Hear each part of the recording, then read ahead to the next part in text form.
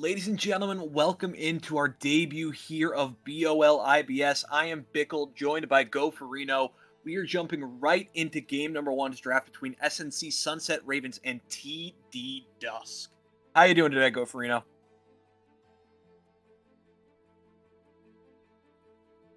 Oh. Oh, wait. Was I supposed to be audio through video? All right, well, they're getting all that figured out. Let's head right into the draft for a minute. We're getting Goferino back in here with audio. But right now, SNC Sunset Ravens taking away the Amumu, the Lilia, and the Heimerdinger. So targeting that jungle pick of Vesuvius and that possible support pick, while Dusk takes away the Lux of OMG alongside the Zeri and Mordekaiser. But that means the big dragon himself, Mr. Rework, has come to play. SNC is bringing out the Aurelian Soul. And oh boy, this is going to be fun. A-Soul, ever since his little rework, has been a problem for people to deal with, shall we say. And we're expecting this to go to the hands of only magical girls, but we'll have to wait and see exactly how that pivots. But right now, TD Dusk going to respond with that Maokai. Triple flex potential between that top jungle support, depending if they want to give it to Cluckerduck, Vesuvius, or Rex. But right now, good flexibility. It was just hit in the jungle pool due to the recent nerfs, but Zig's going to be coming in again flexible between Pandorum and J-Red.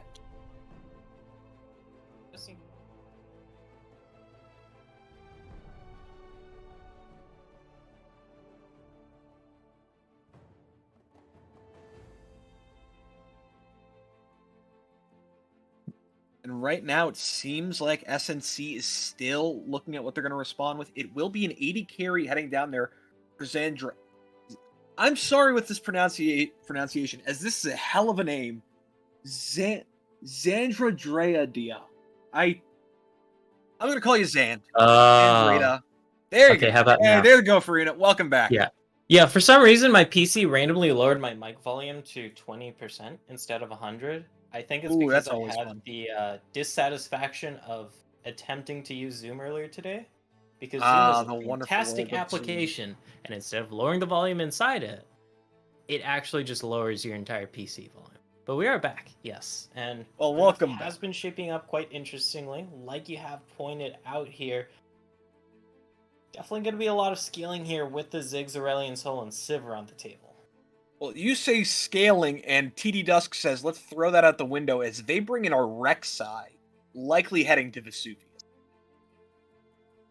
Most likely, yeah, and that's going to give you a lot of early game power here. Since Rek'Sai, a lot of people just always get caught off guard by the weird gank paths you can go for. Not a lot of junglers can fly all the way over the thickest balls in the game, but that's Rek'Sai for you, so you do got to look out for that.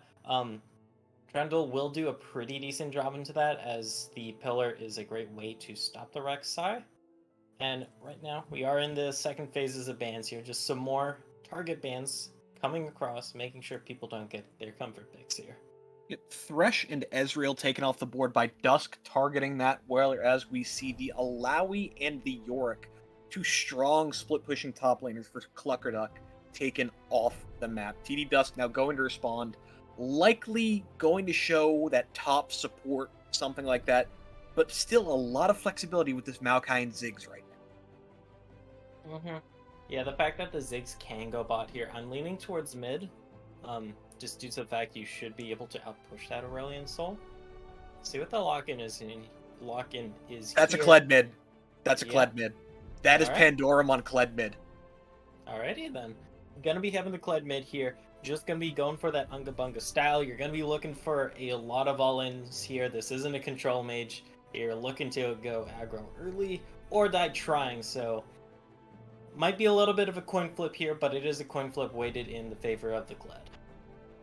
Definitely is, and now Sunset Raven's going to be picking up their support. They will lock in that Rakan ever since he got those little bit of buffs, getting himself some extra mana and the more sustain off his Gleaming Quill. Been such a prevalent support everywhere, and they're looking to round it out with the Gragas, which can head up to that top lane. Gonna be most likely going into that top lane here. Don't know what it is going against just quite yet, since the Maokai can still be going top. I'm expecting it's going to be Maokai bottom here. We That will would make have the to most see. sense. That's what I'm leaning towards. I'm not completely ruling it out here, but looking at the Ravens composition, it's pretty clear that they want to do front to back. You got the beefball frontliners here. You got plenty of just standard engage. You're looking for those 5v5s. You're looking to have your Sivir and Aurelion Soul scale up and be those huge threats. Dusk, on the other hand, though, looking for much more skirmish heavy plays here, I feel. They got a lot of pick. They got a lot of just pure 1v1 potential. Question is, will they be able to generate enough of an advantage with their pure skirmishing here in the early? We're going to have to wait and see exactly if they can, as that final pick of the Urgot is picked up, likely heading up towards the top side for Cluckerduck. Really different drafts coming between these two teams. When you look at what Sunset Ravens has put together, you see this late game scaling comp between the Sivir and the A-Soul. That's a bit more what you might expect. But then TD Dusk just grows and throws the handbook out the window with what you're expecting, giving us a Kled mid and an Urgot top with a Ziggs AP carry. And it does mean that Dusk comp here, if they ever do fall into a sieging situation, they're so heavily reliant on Ziggs wave clear. Because, I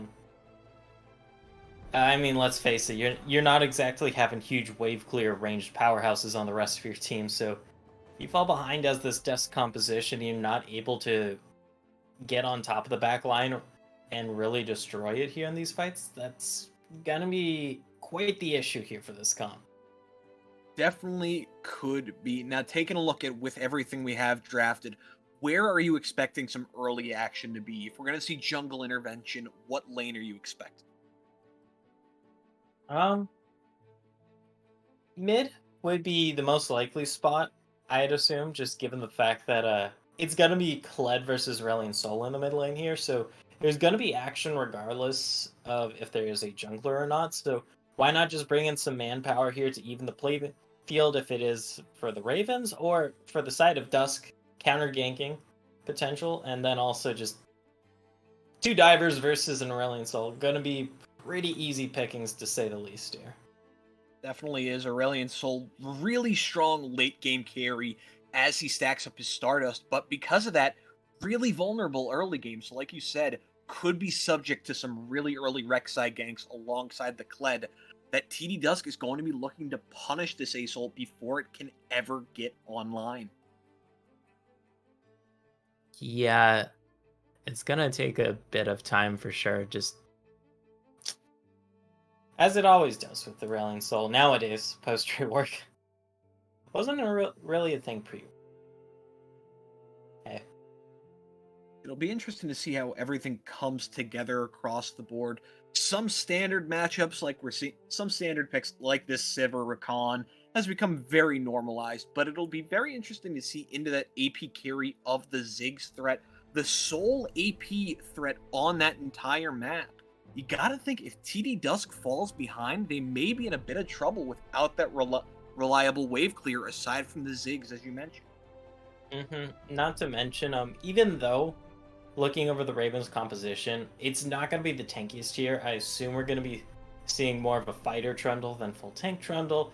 We've been seeing much more AP Gragas than the hybrid tank AP Gragas, so it's not like you're going to have to worry about a 400 million armor frontliner that you just can't cut through because your Ziggs, the only source of AP, isn't doing any damage. But it might present a little bit of an issue, like we mentioned, especially if you do fall behind on this composition. The narrow damage type profile, not helping that, but there's other things you gotta. Really are. Now, taking everything into consideration, everybody's locked in their positions, where they're going on the map. Who do you favor draft-wise? Who are you thinking is going to take game number 1 of our first series here in IBS at BOL? I'm leaning towards the Ravens here for this game because they have the much more standard composition. They're gonna have an easier time when it comes to execution.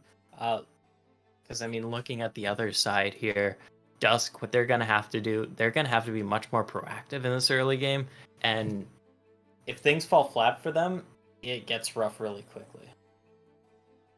I can very much see where you're coming from with what you're throwing out for the Ravens. I am personally, based on the players themselves, I think draft does favor the Ravens, but I like what Dusk has when you consider who the players on Dusk are.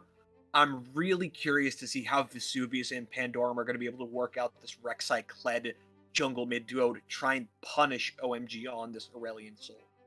I think it could really go either way, and I'm really excited to get into this game itself. Anything you want to say before we throw it to a little break?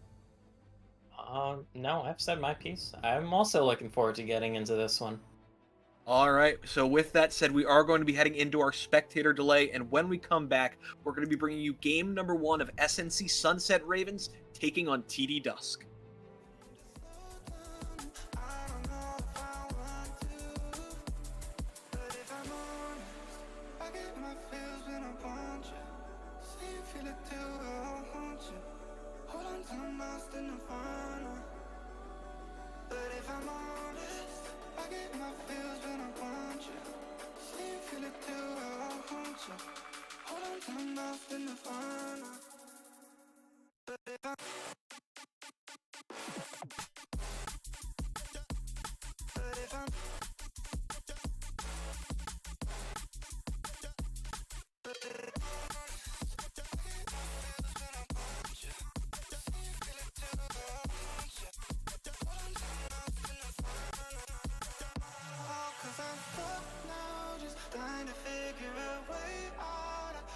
Can't seem to slow down. I don't know if I want to, cause I'm stuck now, just trying to figure a way out. I've tried but can't seem to slow down. I don't know if I want to.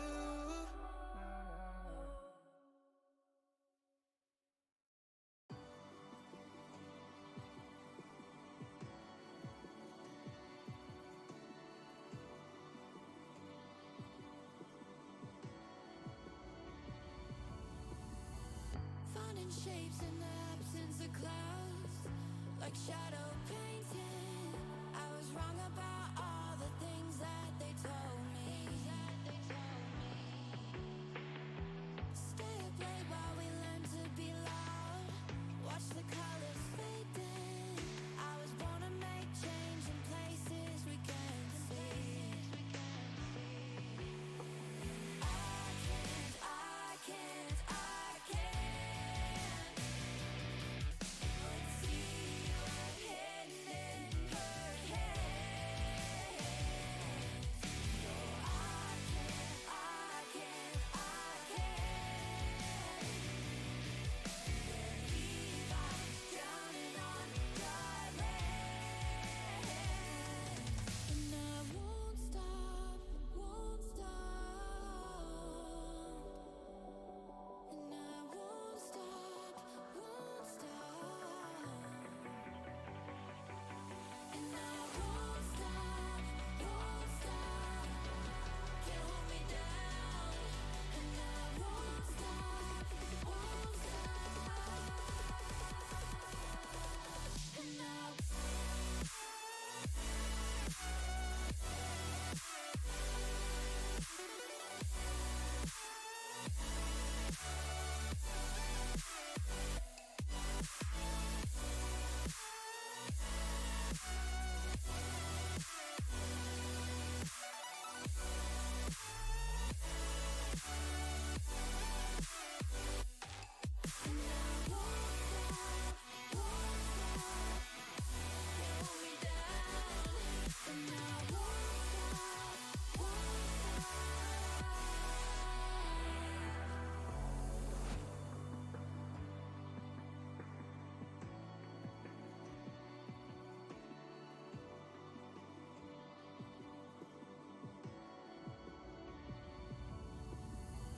finding shapes in the absence of clouds, like shadow painting.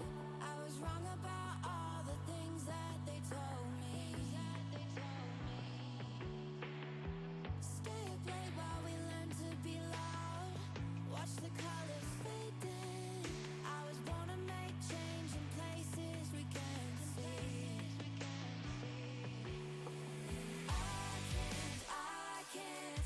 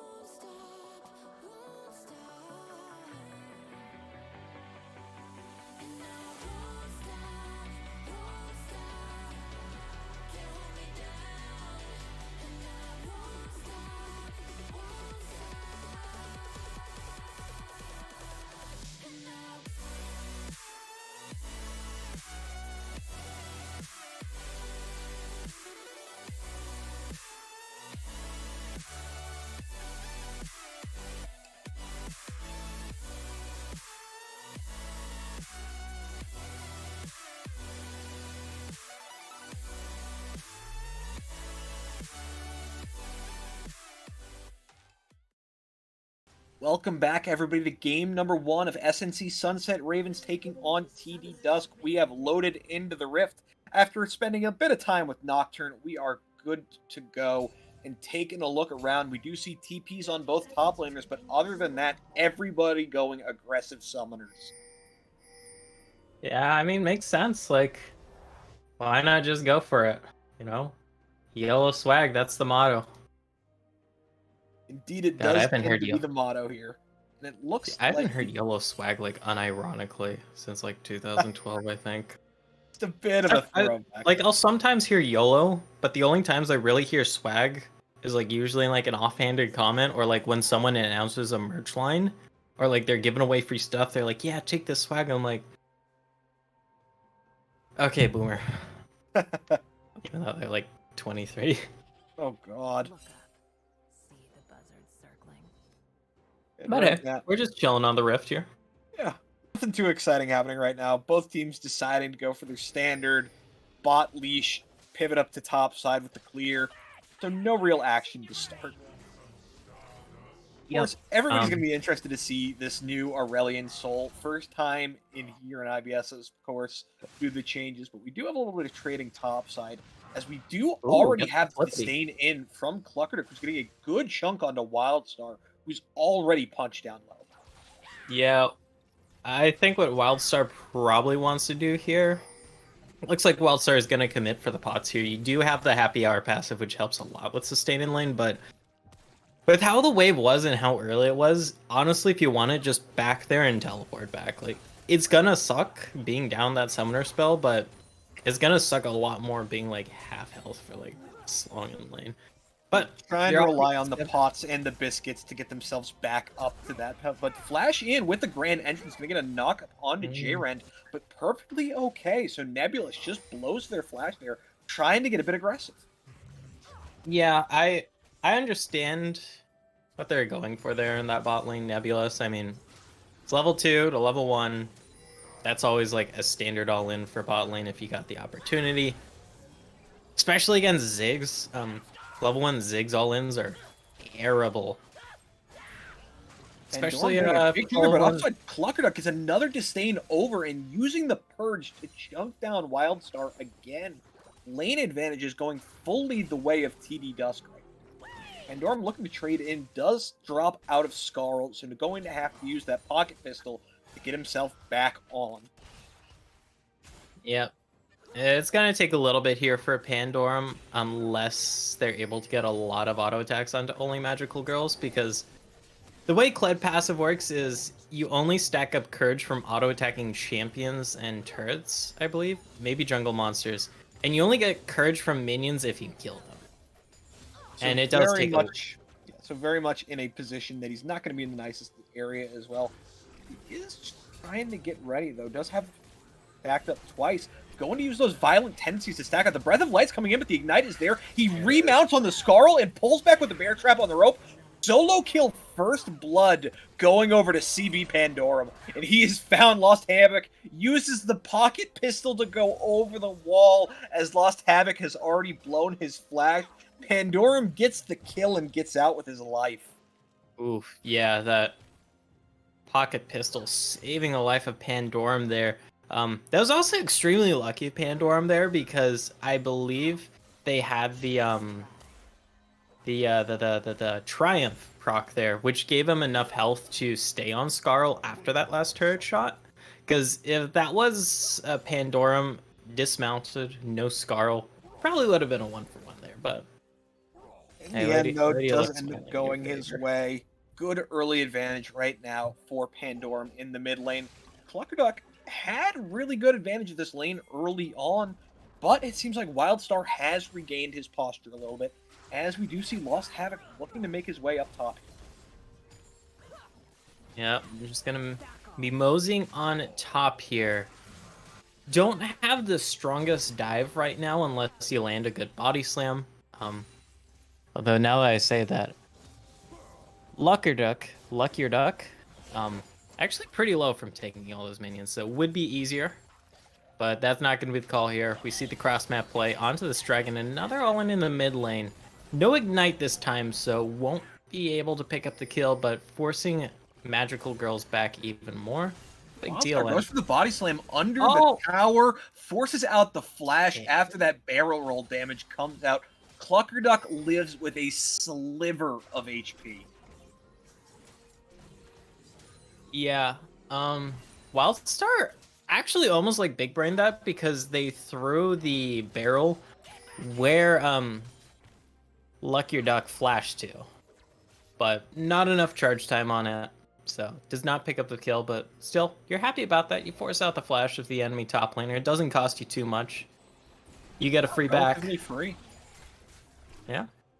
Relatively And free. with that, Wildstar back with a tier and a ruby crystal to the triple longsword of Cluckerduck right now. Meanwhile, we do see Lost Havoc in this bot bush. Sweeper has already made sure he has not been seen, but he's going to go in after that sapling charge finds him. J-Ren tries to pass his way over, but is going to get caught by the pillar. But in the end, they are going to be walking it out. That does cost J-Ren his flash, though, which is big. We do see Vesuvius now hovering down in the area in case a re-engage comes on out. All eyes here on Nebulous, trying to see if he's going to be looking for something, especially with J-Rend having no flash. Okay, over the wall. It's not Rex spotted. is looking to come in. There's the grand entrance. Knock up onto Rex, who's looking to go in. Gets ignited, though, and just falls. SNC Nebulous picks up the scaled down bot side. Just a little desync there. Rex going in a bit too soon. This Maokai was still very low. From that previous place, it going on in, pretty easy to finish you off. Had Vesvus been there a little bit sooner, might have worked out. Hard to tell. Hard Very to all tell. might have. Level 6 is now hit for all solo lanes involved. So going to be interesting to see if Cluckerduck ever looks for that all-in engage with the Fear Beyond Death. Right now, OMG, though, still just farming away using this Singularity. Of course, executes minions as they get low within that threshold. There's the Disdain, going to be dashed away from by the Body Slam, and using that barrel roll to dunk out a bit of damage here. Yeah, that's gonna be picking up some more here. Okay. Had to tweak a little bit of volume here. Don't want any echo. Fair enough. Playing it safe, making sure there's no echo.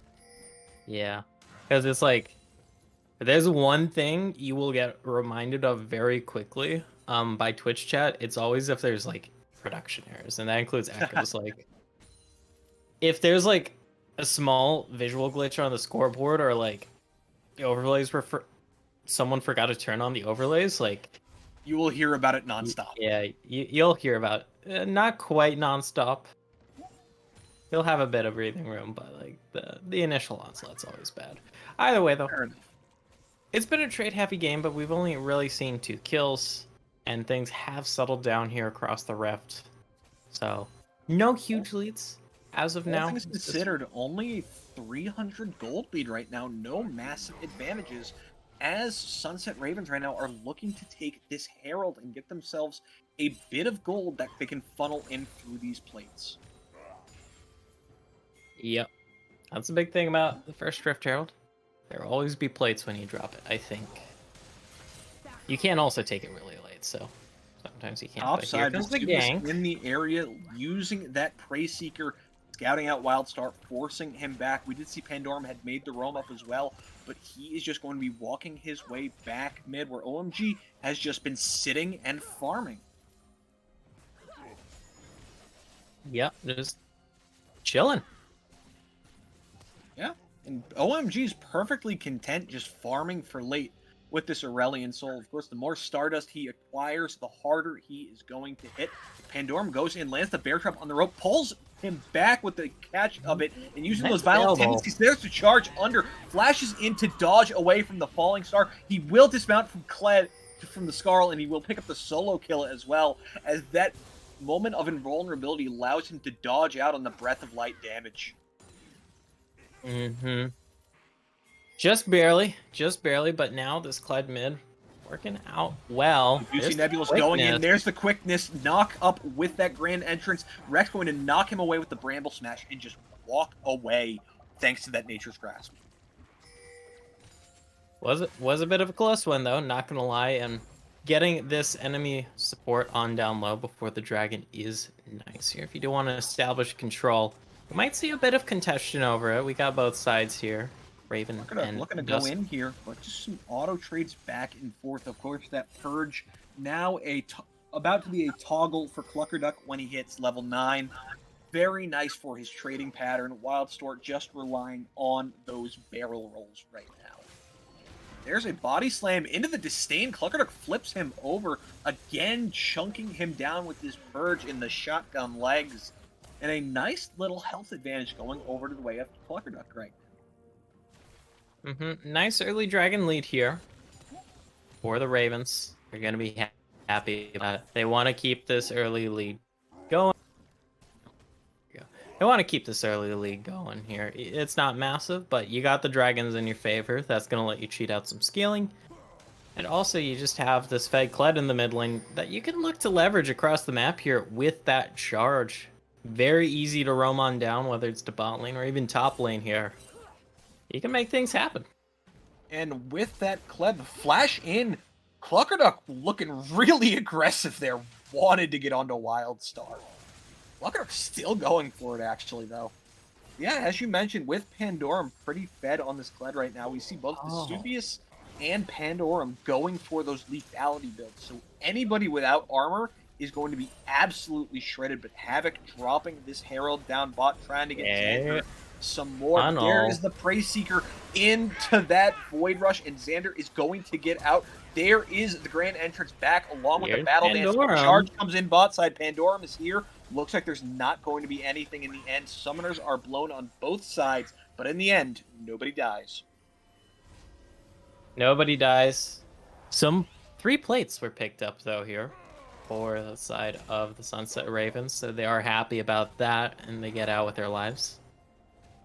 It's going to be returned item finished here by Xandra. It's going to be the Essence Reaver. What are your thoughts on this on Sid?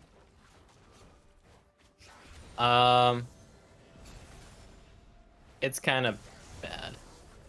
It's not the worst, but like, you don't, because Essence Reaver doesn't really synergize with Sivir.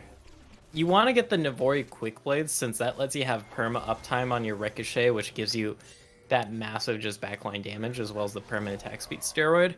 Essence Reaver, you're getting the mana restore out of it. You don't make the best use out of the Sheen passive.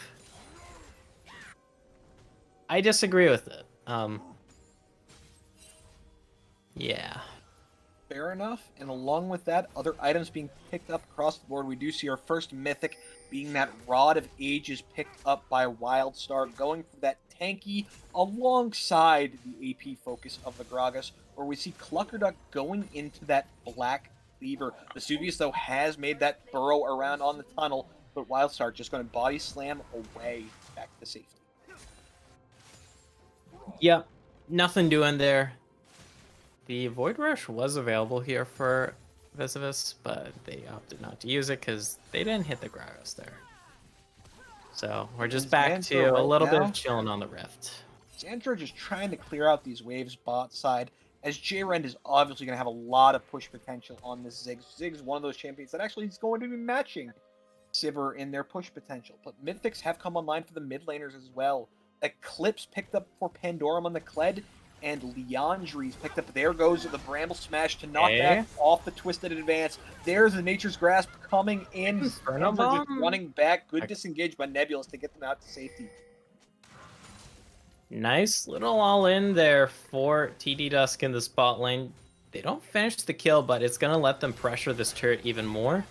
And coming in here. Gets the pull off of that bear trap on her up. The ignite is there. It looks like OMG just going to try and astral flight their way out, and they will barely live. Meanwhile, topside, Lost Havoc's coming in. Wildstar gets the body slam. The chomp is there. There's the subjugate. They are chunking down Cluckerduck. The explosive task will knock him into wall. Disdain over to flip him. There's the Fury on death. Not going to be able to take anybody down in the end. Vesuvius will pick up a kill down bot side, but it is traded by Nebulous at the end. Across the map, 2 for 1 going the way of the Wild. Of the Ravens. 2 for 1, but that is also going to be first turret in here on the bot side. Iran does have the satchel charge, which has the turret execute, so that makes that very easy peasy. And that trade should be favoring TD Dusk here, But on the flip side, like you said, in terms of pure kills, Sunset Raven is coming out on top. Kill spread, you got 1 kill on the recon. Not the most optimal, but you're slowing down the pain train you're taking, and you're going to want that since there's a dragon up in 15. That's going to be the sole point here. And you don't want to give over that trump card here, your Sunset Ravens.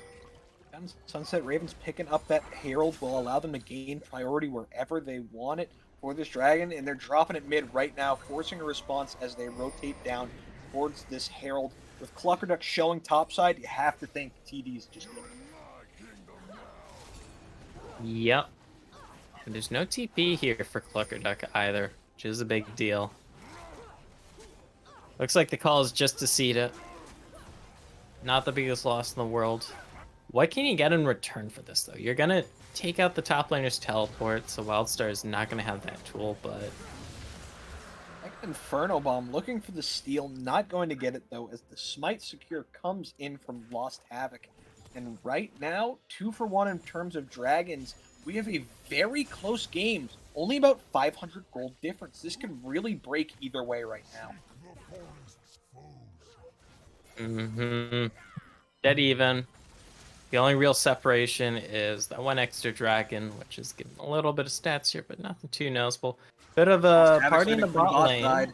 He is here, will be walking in on that frozen domain. Cluckerduck is, not Cluckerduck, Pandorum's looking to go in, pops the charge, is going to be dismounted, though the exhaust comes in. There's the breath of light. Lost Havoc just autoing down, but the remount onto Scarl comes in. The violent tendencies come out of CB Pandorum, picks up the kill in a 2 for 1, and bot side Havoc's trying to smack him down.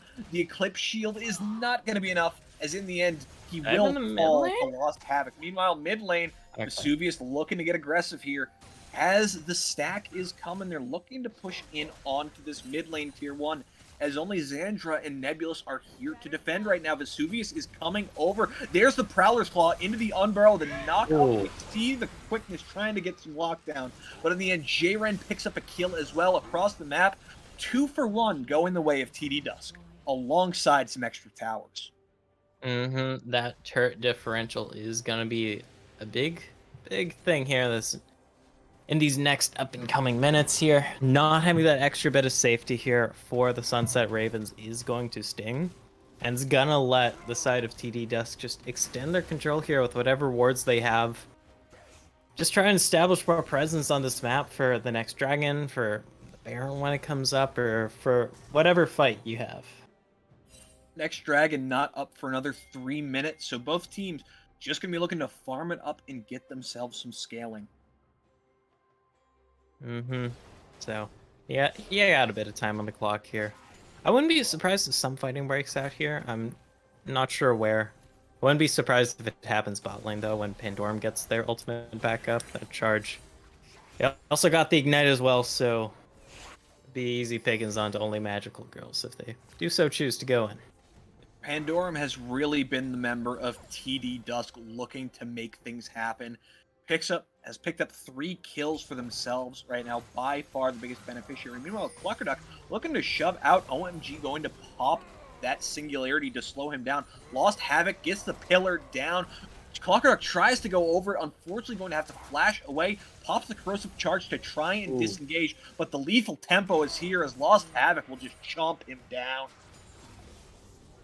Yep, able to finish that one off. Meanwhile, topside though, in comes Pandorum and co. Rex flashes in, lands the twisted advance, tries to disengage with the Nature's Grasp. The stopwatch has to be popped thanks to that Inferno Bomb, and they will escape in the end. Just barely OMG leaves with their life.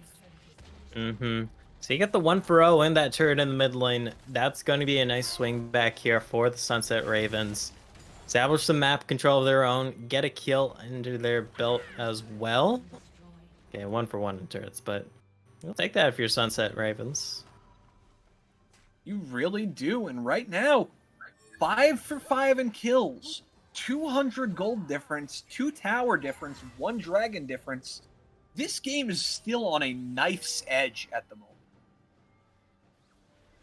Yep, on a knife's edge here, and we're definitely going to be seeing some big breakouts, I feel, in the gold lane in next up and coming minutes, whether it's over the dragon as the next fight or we just start seeing some snowballing and some side lanes here. Something's gonna happen. Something has to break eventually. The question is what? I agree with you. I think this dragon is going to be the point where it happens. It's just a matter of who is going to be the person that steps up to break open this game. Right now, is a little bit up in the air if you look at the kill spreads here. Very heavily favored on certain members on each side, whether it is this Clever Pandorum or on the opposite side, Lost Havoc, having 3 of their team skills. A little bit of a trap set up here in the rush. Does not look like anybody's biting just quite yet. Nebula. Yeah, looks like they're trying to get ready. We see 3 stacked there, 2 stacked in the bot tri-bush. And there's the blue ward just to scout them out. They have vision. They're not going to fall for the trap. Vesuvius going to be the one to secure this Scuttle Crab, though, giving them a nice vision advantage. As it looks like right now, the Singularity is going to pull in OMG just over the wall, using that Breath of Light to chunk out the members of TD Dusk. And Wildstar is not yet here, so this looks like it may be a dragon going the way of TD Dusk, but it looks like Ravens don't want to get this. Partially There's resets. the engage. Rakan is caught up, though, by that Nature's Grasp, but in goes OMG. Nebula's trying to get some lockdown. We see 2 members falling alongside the dragon. Dash in with the Grand Entrance. We'll get the knockup. Havoc just chunking away. He's no longer exhausted. Smacking away. Pandorum gets the Eclipse Shield, but it's not enough. Looks like Rex gets knocked up by that belly bop. Vesuvius trying to take down Xandra in the end, but will not, as Havoc comes in to clean it. And that is a 4 for 2 going the way of Sunset Ravens, though the dragon falls to TD Dusk. And that's a scary prospect here. You give over 4 kills, they're going over to some new members as well here, but Lost Havoc really popping off there. It could have gone a lot worse there. Like you mentioned, Wildstar was quite late to that fight, but the fact that Lost Havoc was able to just go to town on the back line really helped seal the deal here for Sunset Ravens. Yeah, Lost Havoc now 5-0-1 on this trundle. Wildstar, though, trying to just run away from Cluckerduck, gets the barrel roll slow. She's just going to back it up. Get me on out. No real danger. Let's take a bit of a chill pill here. I mean, map is in a bit of a docile state. The Baron's up, but no one's really going to be going for it just quite yet. No one really has the means to shred through it. So, could be a waiting game for the next dragon. Could just be a bit of action in the side lanes again. We'll just have to see how the cookie crumbles. We really will. We see Wildstar has finished that big 2-item spike, has the Seraphs and the fully stacked Rod of Ages online. Even despite the AP build, surprisingly tanky. We see Lost Havoc picks up that Ravenous Hydra as well, starting to get those extra stacks on it to get himself some extra AD so he can smack people even harder. Just gonna be smacking hard, and second items are starting to come through here. Yep, we finally see the Kraken picked up by Sivir. So AD carry starting to scale as well in a good position. You have to think the later this goes, the more favor it's going to give to the Ravens as they have these late game carry threats of the Asol and the Sivir. Especially since Asol is just going to keep stacking on up. If we take a quick peek. Take a quick peek. 203. Take a quick peek. Yeah, 203. That's what I thought. He does have the Sky's Descend available for this next fight. So he's going to have a massive star shockwave coming down whenever this next fight breaks out. Yep. Gonna be a big old crash, and looks like it's shaping up to be a fight here in a little bit, because everybody is hanging around for a little bit of an ARAM, as we like to call it in the business here. But let's chill. Wildstar looking to clear out some vision, but he is in this river. Cluckerduck looking to go in, does not catch him with the disdain, and Wildstar just going to be backing up, but it looks like Rex does not want to give up on this. But in the end, Wildstar just going to belly slam his way out to safety. Baron is the name of the game here, especially since Dragon's not on the map. Although once that does spawn, it is going to be the soul. So, that might take a bit of priority. We'll have to see, because everyone is gearing on up here for whatever the next fight is. Minute 30 on that dragon, which would be soul for Okay, Dusk. Shirley has Cluckerduck popped maybe caught here. here, catches by the body slam. There's the flash into the quickest grand entrance. Cluckerduck trying to get away. Nature's Grasp will disengage, but Xandra picks up the kill onto Cluckerduck. Rex barely escaping, thanks of course to those Swifties alongside the Dead Man's Plate. That's a 1-0 going over to Sunset Ravens.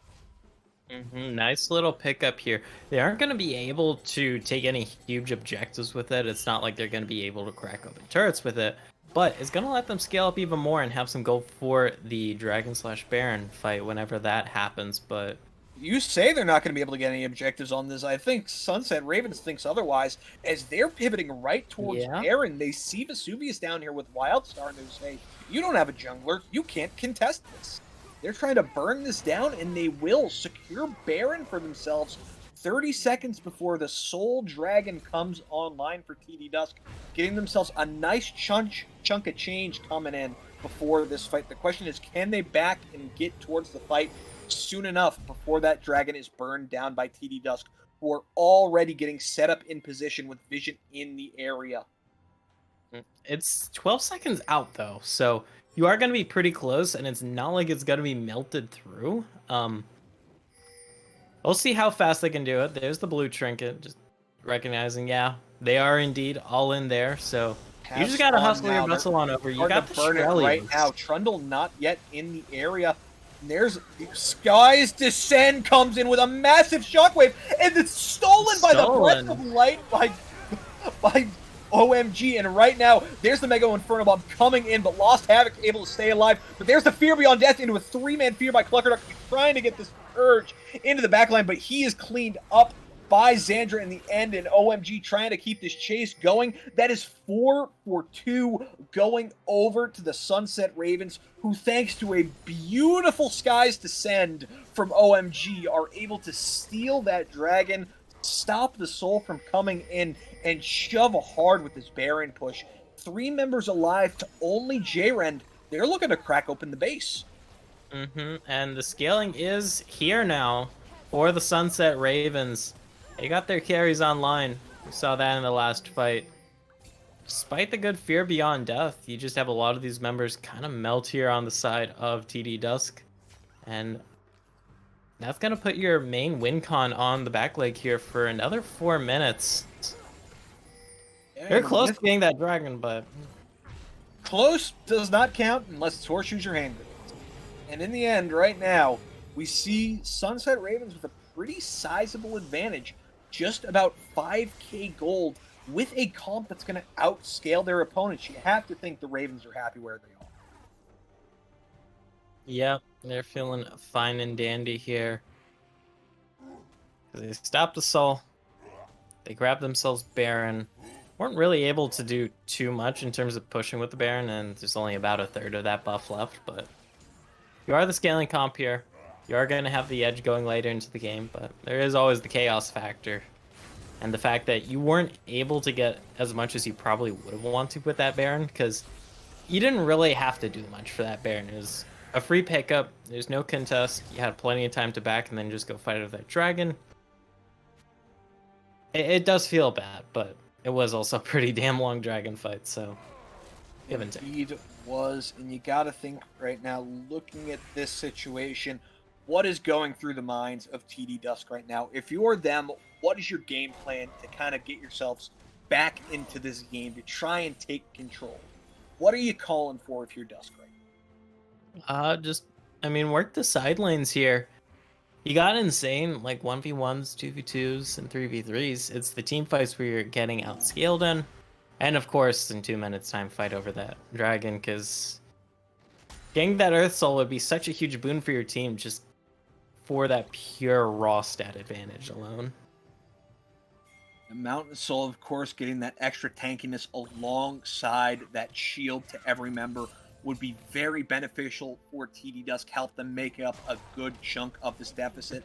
Meanwhile, topside, the Lost Havoc just pushing away with the split push Trundle, using this lethal tempo and a very nice attack speed buff from the Frozen Domain to just push and take a tower.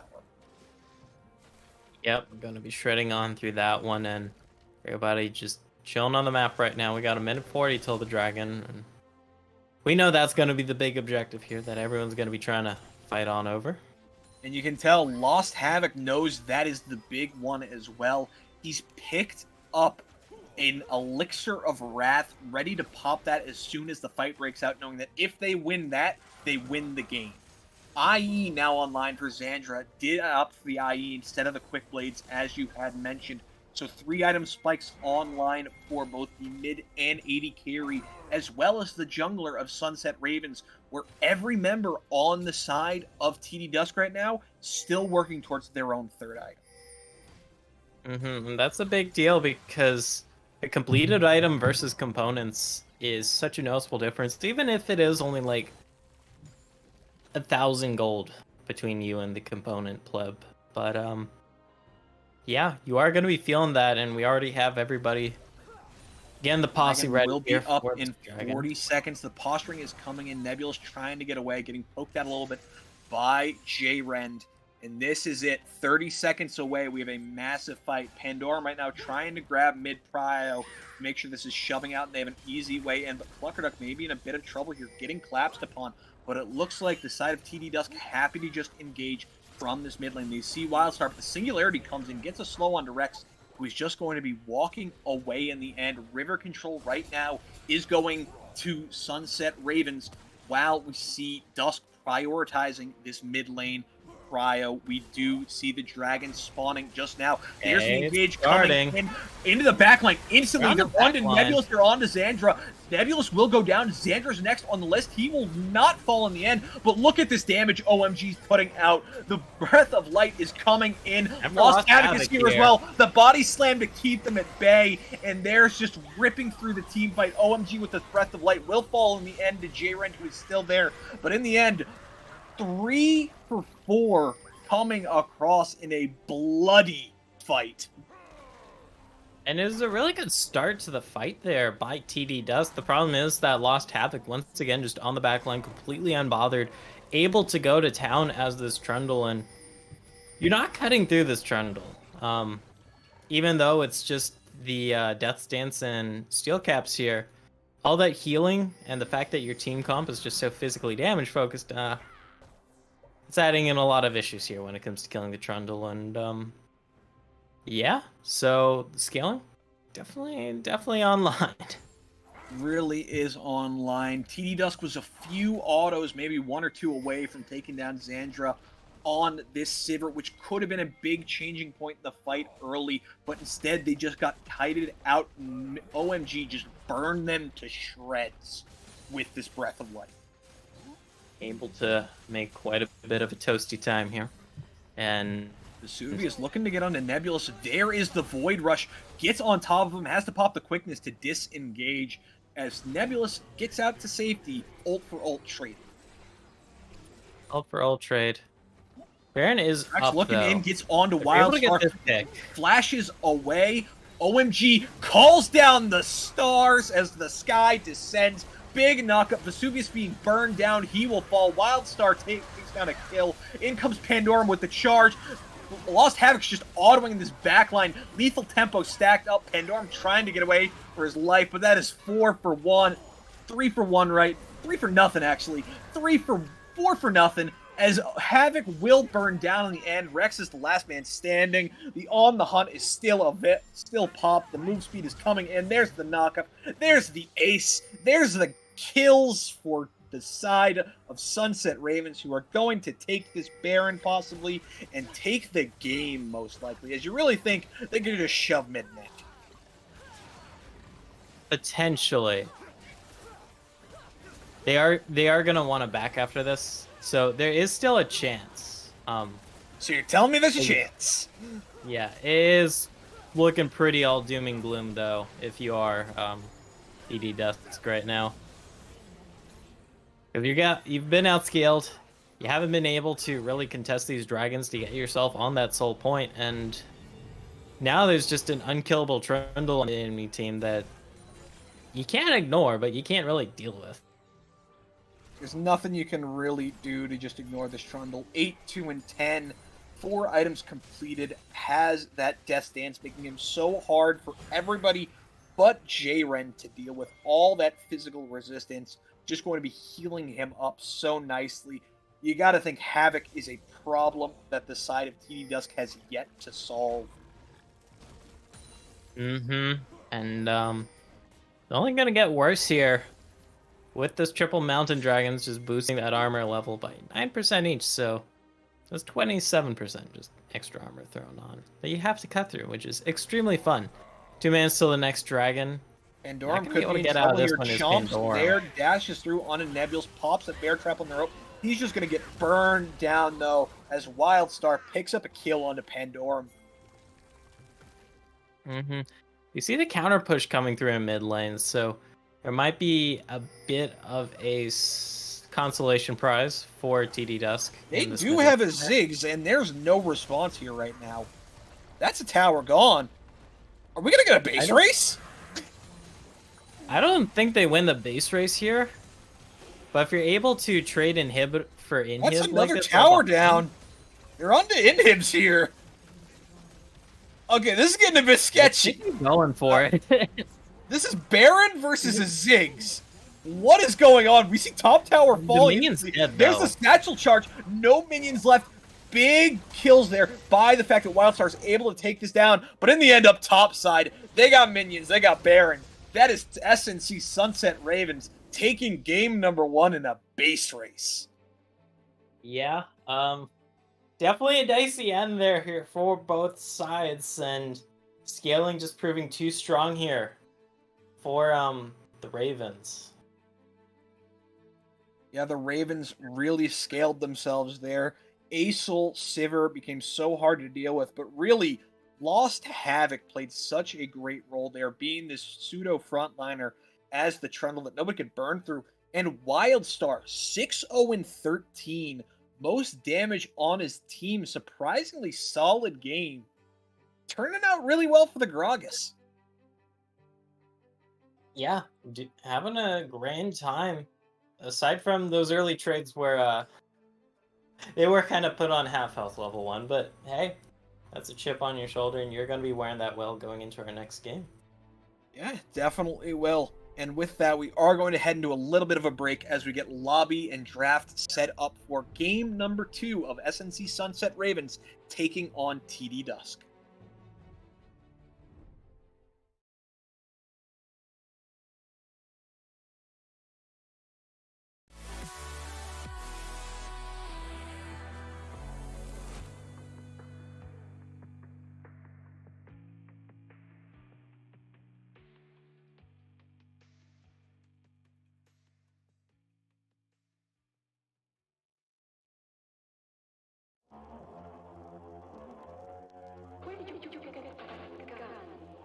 Thought I had her in a lucid grip, thought I'd take my time.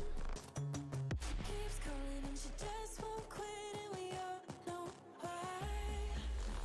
Snooze, tried to lure me right into an affidavit. When mommy isn't falling and I'm out of time. I'm caught up in your tongue all day. You claim that you love me, but it's just another fake. I'm stuck inside your room all day. You say it's for my safety, but I'm just one of your prey. She's got a gun and a bag and she's waiting for you. She had some time to decide how she's gonna kill you. You can keep running, keep your eyes wide open, but you never see it coming. No use. She's got a gun and a bag and she's waiting for you.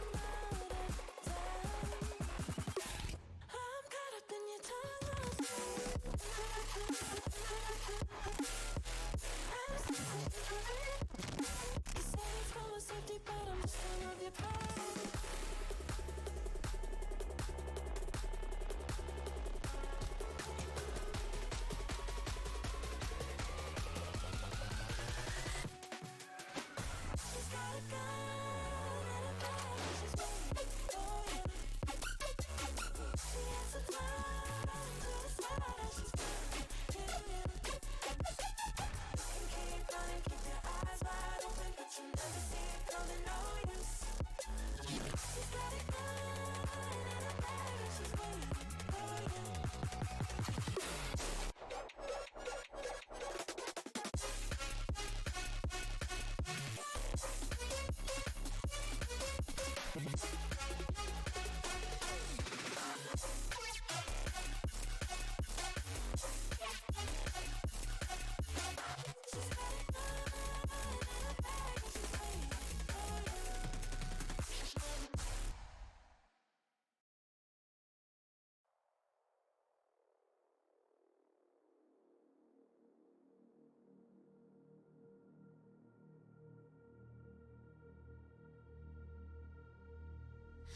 heard you all say I am a monster. But I don't care if you speak ill of me. Thank you for speaking ill of me behind my back.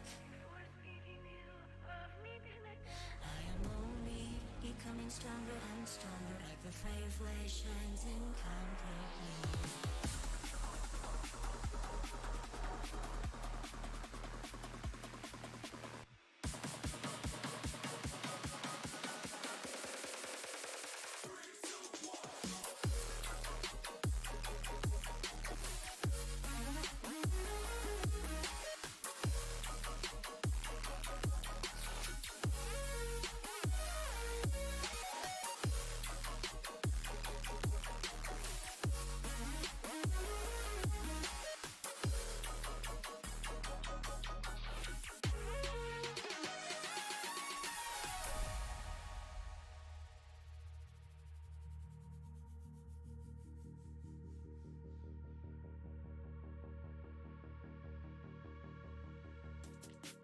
I heard you all say I am a monster.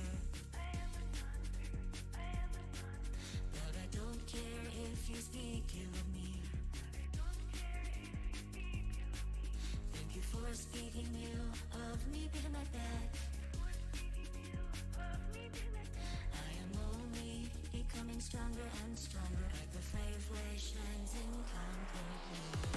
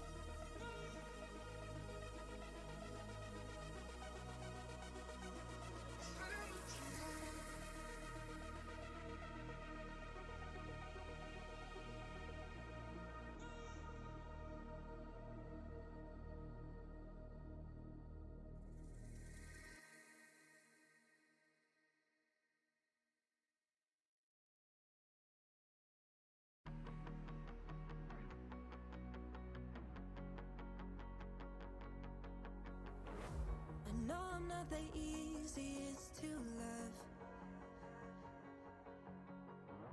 I thought I would at least be worth a shot. Instead you gave up on me 2 months in. Ladies and gentlemen, welcome back to game number 2's draft between TD Dusk and Sunset Ravens. Sunset Ravens coming out on top in game number 1 with a very nice late game scaling draft. As we head in, we already see, well, we'll see if there's any adjustments coming in, but right now, things staying relatively the same with Zeri and Amumu both hitting the bans list, same as game number 1. TD Dusk this time, though, on the blue side, and they are going to be taking away that Trundle. They do have first pick here if they want to lock away that Aurelion Soul that was powerful last game. We saw that there was a counter in that Kled mid and it was working out pretty well, but obviously the scaling did eventually hit in those Grain Starfalls. Did a lot of damage, to say the least. Time is Just a ticking wee down, bit. though. Turns out Aurelion Soul, when he is scaled, really hurts. Dusk Yeah. taking away that Lux away from OMG. No surprises there. Ravens with the last ban going to make sure that Dusk cannot turn the tables on them as they ban away the Aurelion Soul they piloted, knowing they're not going to be able to get it on B1 this time. Let's go. The pick is here. Xayah hovered and locked in. Definitely one of the strongest, if not the strongest, AD carries this patch. Just after all the buffs and the fact that Navori Quick Blaze was such a boon for her, because now you actually have a CDR item you can build on Xayah, and it also gives you ability damage. That's a pretty big deal. Gragas, though, did work out pretty well last game, and gonna be denying the Lovers duo here is gonna be the R1 and R2. Yeah, Ravens picking up the Gragas and Rakan, 2 picks they found good success with last time. Wildstar, of course, went deathless on this Gragas last time, and Nebulous, pretty good Rakan engages all around. It'll be interesting to see what Dusk pivots to in terms of this draft. And it will be a Nautilus. Nautilus into Rakan, such a good matchup for the Nautilus. Just anytime Rakan dashes into you, you just smack him with your hook, and suddenly he's rooted. That and also your Dredge line interrupts the grand entrance. That's a bit of a big deal. Rakan is very slippery, but very vulnerable once you get him locked down. There's the Lowy locked in, was banned away last game. So that's going to be a powerhouse in the top lane. Going to be met up with that Mordekaiser. I know there's some funky things. It's a battle of who ults first in the top lane, because if Alawi uses the ultimate first, then you can death realm the Alawi, and then there's no tentacles. But if you death realm the Alawi, then the Alawi is able to use Grand Slam, and next thing you know, you're in the tentacle zone. So it's gonna be a fun little dynamic. It really is a who's going to blink first matchup, though. The question is, who's going to be heading top here? Are we going to see the Gragas once again heading top, or do we see it being the Mordekaiser? Of course, that flexibility is still there. Mid lane bans now the name of the game for the Ravens as they ban away the Kassadin, a late game scaling threat that they'd rather not deal with, as the Caitlyn hits the ban table for TD Dusk, taking away an 80 carry from Zen. Yep. Taking away some comfort picks here. See what Ravens wants to finish on off with. If they are going to double up on the mid lane bans here, that'd be one way to pinch the pool, and you could lock in a mid laner for yourself. Have a nice time. Or you can save that counter pick for last, which I think is what the Ravens are going to be doing here. Just locking the 80 carry on R4, and then you just get a counter pick to your heart's content here, because like you mentioned, there's still some flex potential here between the Mordekaiser and Gragas, so you might be able to counter pick 2 lanes. We will have to wait and see exactly what plays out. Victor hitting the ban table target at the mid lane, as it is also the Galio taken away from the Ravens. Looking at that mid, but Ravens once again heading in that Sivir direction. So, Sivir, Rakan, Gragas, same trio as game number 1, just going to be a different pair coming up in their direction. Now it is on Dusk to return, to respond. They need their jungle mid here, that duo for Vesuvius and Pandorum, the last thing to be selected. Time is ticking down here. Gonna have to pick something though within the next second or so. What's it gonna be? It's gonna be the Elise. Okay. Dusk Elise- is going early again. Yeah, I believe the Elise has kind of fallen quite a bit out of favor because got hit with a bit of Rito Classic where the items got nerfed, the runes got nerfed, and then the champion got nerfed. So definitely a little bit of feels bad here, but you do still have that super, super powerful early game pressure here. If you're able to get There's those your late guys game, off- though. There's your late game. It is the Vagar being picked up for Pandorum. The little guy will do big damage come late, and that is what is going to be going mid. It'll be interesting to see what the Ravens necessarily decide to go with as their response. A lot of AP and AD damage already on the table.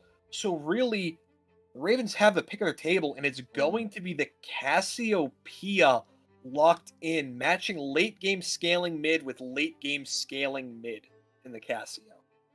Yep, and once again, Ravens gonna be having a lot of scaling here with their back line, the Sivir Cassiopeia, but this time around it's not gonna be full beef in the front line. Mordekaiser gonna be noticeably more squishy than the Grendel. Of course, it is gonna be Mordekaiser top here, I assume. It is also a very magic heavy damage composition from the Ravens, which is interesting to note. Don't think it's gonna matter too much this game. Merc Tread's really going to be incentivized for the likes of Alawi. They're very much going to enjoy all the magic resist they can grab against that Gragas, Mord, Cassio top trio, only having to deal with the Sivir come late game as their AD center. So, gonna bolster the value of that. We saw what happened last game when TD Dust spec'd a little too hard into the physical damage. Not as bad this time here for the Ravens, but something to keep in mind. Like we mentioned, you still have to keep an eye of the actual champion select itself in client. Whenever they do start that, just to confirm that yes, it is going to be Mordekaiser top and Gragas jungle, like you did. Still waiting to see exactly what that direction is held. But while we're getting into the draft, here's an update for everybody of what's going on across the rest of BOL IBS. Obviously, we are the stream game here, but we are not the only game here. Currently, TD Syndicate, your defending champions, are up 1-0 on ATS Renegades. We see CBDE Clowns taking down the AH Danger Bunnies 1-0 at the moment. Obviously, all these are best of 3, so we're still waiting to see what plays out. Tenebris Esports Aeon has a 1-0 lead over Tectonic. Event Horizon Kaizen is up on the Mystic Cats Red. Revolutions per Minute, my favorite team name this split, is up on Glacial Omen 1-0. The Sunset Ravens, as we see here, up 1-0 on Dusk. We see as well in the Subatomic Gaming Civil War, Tau has taken Game 1 against Neutron, and in the CBDE Civil War, Forsaken took Game number 1 against Syndicate. So yeah, some exciting results so far across the Rift. Wish we'd be able to tune into those, but sadly, there's only one game we can stream. I don't know if the orgs are streaming it on their own. I believe Subatomic Gaming streaming. My guess is CB is streaming. You can probably find a lot of these games all throughout if you want to check out any of the matchups going on. So, something to definitely peep if you got some spare time to kill here, or perhaps want to watch another game. Okay, we have That is a an good update point. from the producer.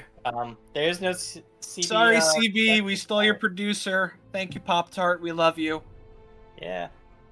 Okay, it is going to be the Allowing Mordekaiser top here. That has been confirmed, so we have a pretty good idea of where everybody is going.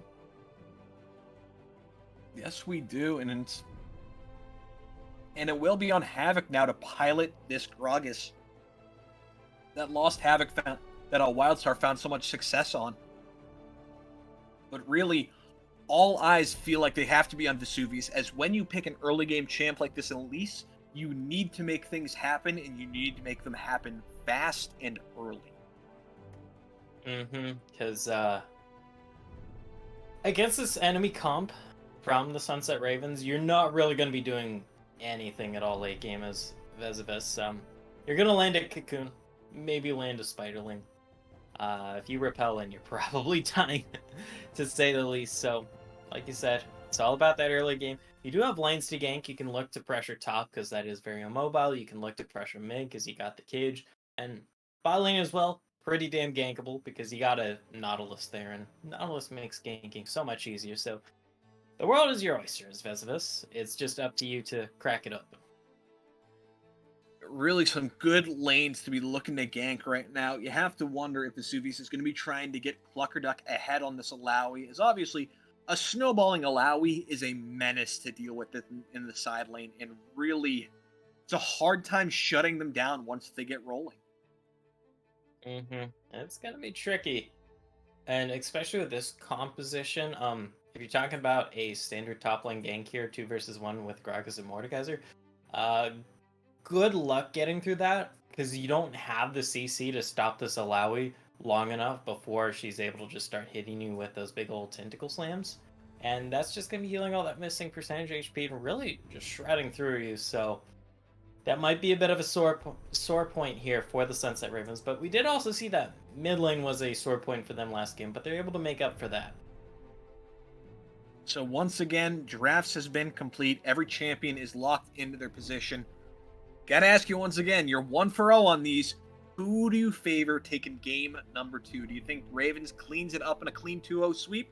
Or do you think Dusk is going to bring us to game 3? I'm thinking Dusk is going to bring us to game 3 just based on the composition, because you got a lot of scaling this time thanks to the Vigar plus Xayah. You have a very standard all-in engage, but the Alawi Crux factor I feel like is going to be a bit of a deal breaker this game for the Sunset Ravens, because it's got to be really hard for them to deal with it. And the Alawi, even when a little bit behind, can just be such a pain to deal with. I'm right there with you. I think this Alawi can get rolling thanks to Vesuvius, and Cluckerduck can be hard to shut down with a great late game insurance policy of Veigar and Xayah. But with that said, we are going to be heading into our spectator delay. When we come back, we're going to be bringing you game number 2 of SNC Sunset Ravens, taking on TD Dusk.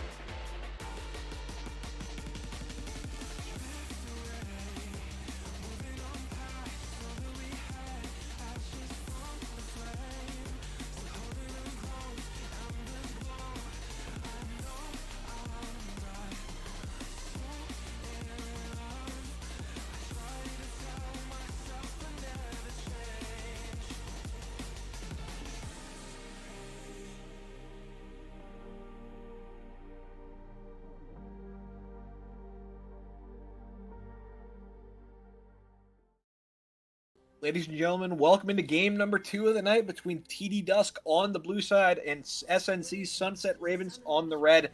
SNC currently up 1-0 in the series. In this best of 3, a win here would secure them a 2-0 victory, whereas a win here by TD Dusk brings us to game number 3. But right now, it seems like everybody's relatively playing it safe and just going for your standard 5-point.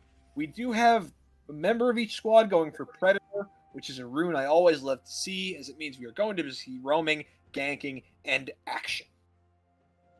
It's kind of interesting too because Predator as a rune we just haven't seen in a while. It's really undertuned and typically is something that is very finicky for Riot to balance because either it does just way too damn much or it just does way too damn little. It's either broken or never used. Yeah. It's not super extreme, but I actually see some... Okay, we saw some red pings onto that brush where Iron and Rex are in. We'll see if they call this out when they come to bot lane, because Xandra and Nebulous don't want to be eating up a hook here. They can. Question is, were they just spam pinging in that area for fun, or do they actually have an idea that is going on? Xandra just stepping up. The ward is dropped. Rex throws it. Spell shield forced to be taken at level 1. That's very much going to be hoping Xandra's push early. Even though it's not like you got any summoners or that huge health advantage or even a kill, that's a pretty big deal, forcing this ever to take spell shield level 1. You're not going to have that wave prow. You're not really going to be able to contest these waves, and that's a huge deal. Dash in there, but Nebulous gets a good knock-up off the Grand Entrance, but gets backup. rooted down, forced to flash away. There's the bridge line coming out. Xandra not there on the spell shield, so that is a flash forced out again by Nebulous. That's the second game now he's gone for an early Grand Entrance and been forced to flash away. Yeah, and that time around Nebulous did not have level 2. So you're just kind of dashing in, you have no way to get out. And you know Xandra had to take Spell Shield level 1. That's not a time you all in. Even if it is a really nice, juicy double knockup, I'll hold that. Vesuvius, who early does have that damage top if need be. Cocoon lands, going to use the Death Scraps, though, to disengage. There's the repel. Vesuvius looking to get on Flash with that Harsh Lesson. Not enough damage. Wildstar will live.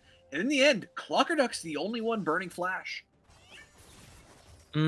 Just committing a little bit too hard there. Thought they had the damage to finish that one on off, but not There's quite Grand the Entrance, case. so Good knock nice up onto knockout. J-Rend. Good trade back, though. No damage coming out onto Nebulous. Yep.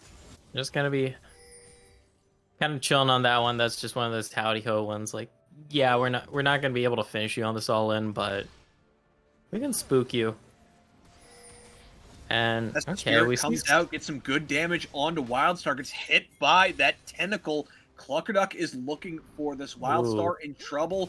Auto comes in alongside more the grass, slam but finishes luckily the there. indestructible shield is there. There's the dash in, flash in by Vesuvius, tries to get Cocoon, not gonna land anything. J-Rend, though, is chunked out. Lethal Tempo is proc, but the root's gonna come in off those staggering blows, so Rex is going to be able to keep his 80 carry alive. All in all, only thing burned there is a flash by Vesuvius. Oh, Vesuvius. Rex We got the looking at hook something, back gets the up. auto off. There's the dredge line pulling off Nebulous, but the battle dance away to safety will keep them alive. Yep, nice and hunky dory. So a lot of action, but no kills just quite yet across the map. Rex again goes in. This time hits the spell shield. And really, Rex is being aggressive this lane. Ooh, Lord. Okay. A little sleepy. It's been a long day. Here's a gank in the Havoc, top oh, side, though. top From side. off There's the Havoc. body slam into the knockup there. But Cluckerduck just going to get that test of spirit back, chunks and damage back onto Havoc, using these tentacles that he has packed up and just chunking out Havoc and getting a good chunk of damage out. Though he is going to take this recall here, not having any mana and having just pushed in this wave. Yeah. So gonna be forced in the back here from Cluckerduck. How's the early pickaxe? I don't know Colonel Lowy build, so With I think that's going into Gore Drinker. Maybe Striper? I don't know. could be Gore. We'll see in a bit. We'll see in a bit. Pickaxe is very vague. That may be a Hull Breaker rush. That could be. Yeah, that's true. Well, I would just still build that, given the split push playstyle.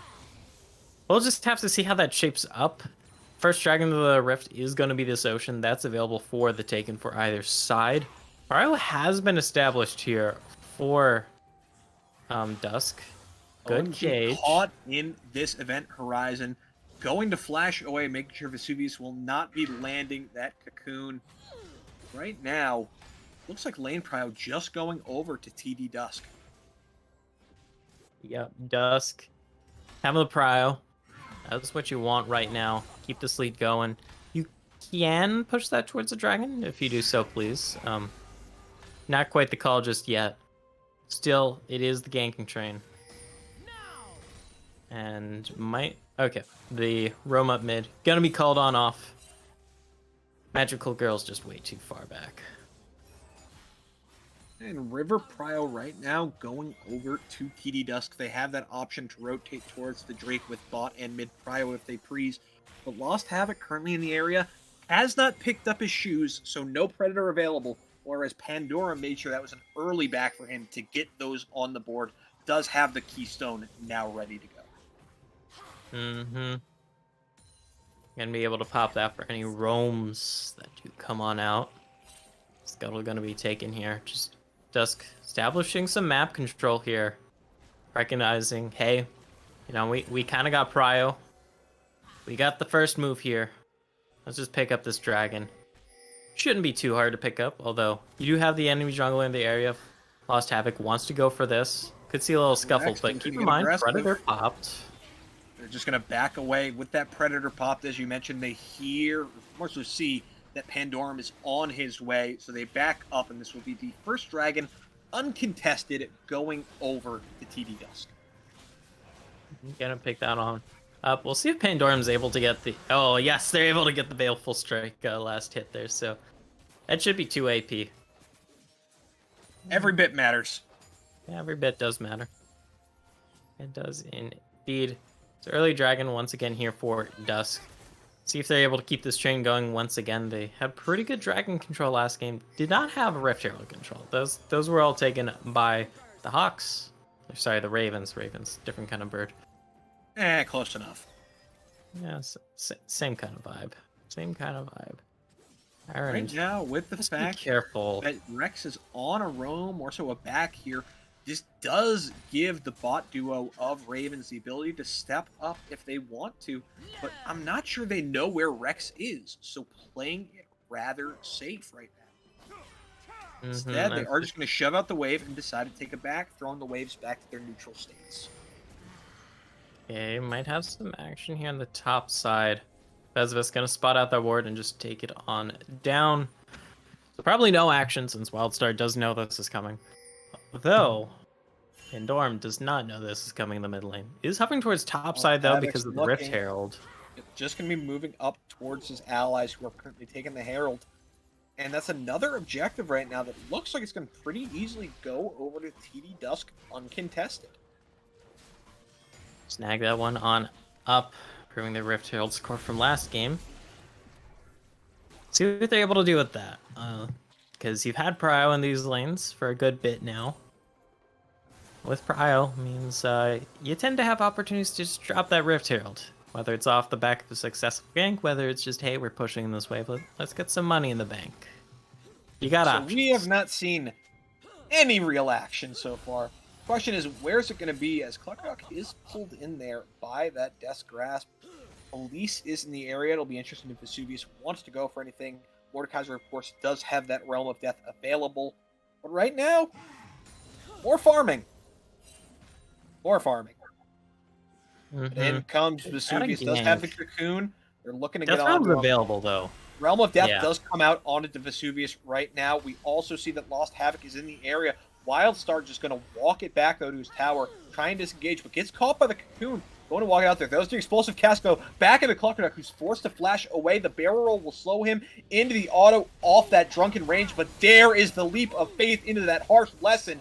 and that's damage chunking out. Havoc is caught, and that is first off will be Wildscar falling. Havoc gets caught by a tentacle as a harsh lesson takes him down. Double kill for Cluckerduck on the Alawi. Oh lordy, yeah. I was about to say, like, you don't want to overcommit into that Featherstorm. Jaren, though, gets caught there by the charm off the quickness, has to pop the Featherstorm and the cleanse to escape. There's the dredge line, though, onto Nebulous, who is also forced to flash away. That is a flash ignite blown from Nebulous for the cleanse and ultimate of Jaren. Okay, good pickup in the bot lane there. Getting that ultimate on out. Wait, did I miss something? How did Cluckerduck die? Execute. Ah, okay. But it is that Hullbreaker rush. Yep, there it is. So, gonna be on the prowl. Ooh, just late on that spell. Comes in, lands onto Nebulous instead, who tried to battle dance into the way to take it for Xandra. But they're looking to dive him here. Rex, flash ignite, the most BM move a support can make. But J-Rend, in a bit of trouble here, is caught, forced to flash away. Nebulous goes in, gets the knockup off the grand entrance, and is trying to auto him down. Rex body blocking for support, but OMG is here, uses those twin fangs off the flash, and they're on Rex now. Big petrifying gaze, gets a stun on the free. There's another kill. I'll go over to MOMG, but Vesuvius is on to OMG right now. There's the repel. Pandorum flashes over with the fangs sink in off the venomous bite, and that is a baleful strike to pick up a kill for Pandorum. All over the map, we have blood. Gonna be 5-2, and Dusk taking quite the commanding lead. They got the dragon, they got the kills. We're not done yet, though. Havoc's in the area, gets a stun and a slow on a Vesuvius. The repel comes in, but Xandra is here. The explosive cast knocks him away, but Xandra's going to pick up that kill in response. We'll get another one back here. Does the Death Realm come out? I don't think it does. Yeah, just playing it safe, walking it back. Eating a lot of damage out of those tentacles, though. Yeah, I mean, they do percentage max health damage, and you got a Giant's Belt and Orange Shield. That's a lot of health to be percenting on. We got the Dragon just spawning in right now, though. And first items have come through for multiple members that look to be contesting this. Importantly, though, Lost Havoc is not backed, and a lot of ultimates are still down. I see the Petrifying Gaze down. I see the... Okay. Hold on, that's caught in the cage. Rex stepping up, gets the dredge line onto Lost Havoc. Nebulous goes into the back line, gets a stun onto J-Rend, but that is a big chunk coming onto Havoc, who will fall to Pandorum, and they're looking to continue. OMG is the call next, as Rex will secure the kill for the side of TD Dusk. TD Dusk taking pretty solid control in game number 2 here. Yep, see if they're able to keep it going. They're going to get the dragon off of this. Going to be their second of the game, and going to be feeling fine and dandy with that. I mean, the Ravens, we saw them try and go in there, but their health bars were...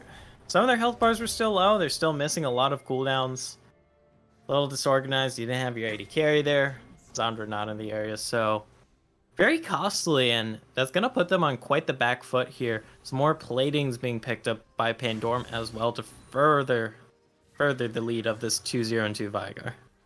Yep, Vigar right now 2-0-2.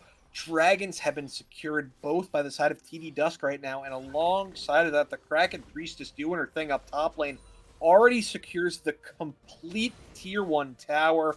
Cluckerduck just becoming a split-pushing menace. Wildstar now has that Ryalize, meaning he's able to chase people down, but really, I'm not sure you want to be chasing down Cluckerduck. It's gonna be a not-so-fun time. We got objective bounties up already off cooldown. That's thanks to the first turret being taken as well as a bunch of plates and the general lead. So, gonna give a little bit of legroom here to the Ravens. They're able to pick up a turret, get some gold to come back on in this one.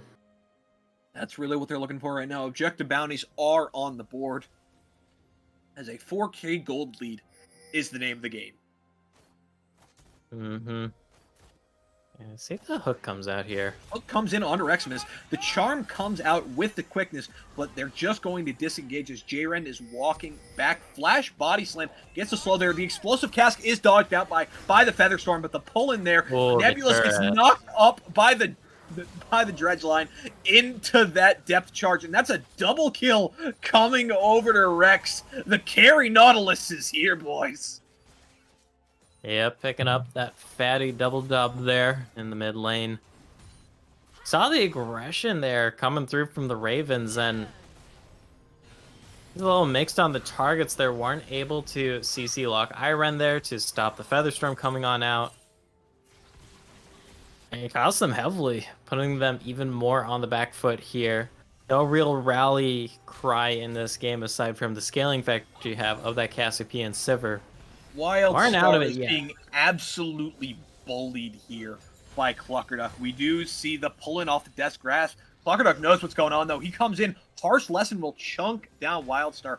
Cluckerduck's just going to be looking to back this away. He pulls in the Test of Spirit. There's the Leap of Faith, getting some chunk down onto Lost Havoc.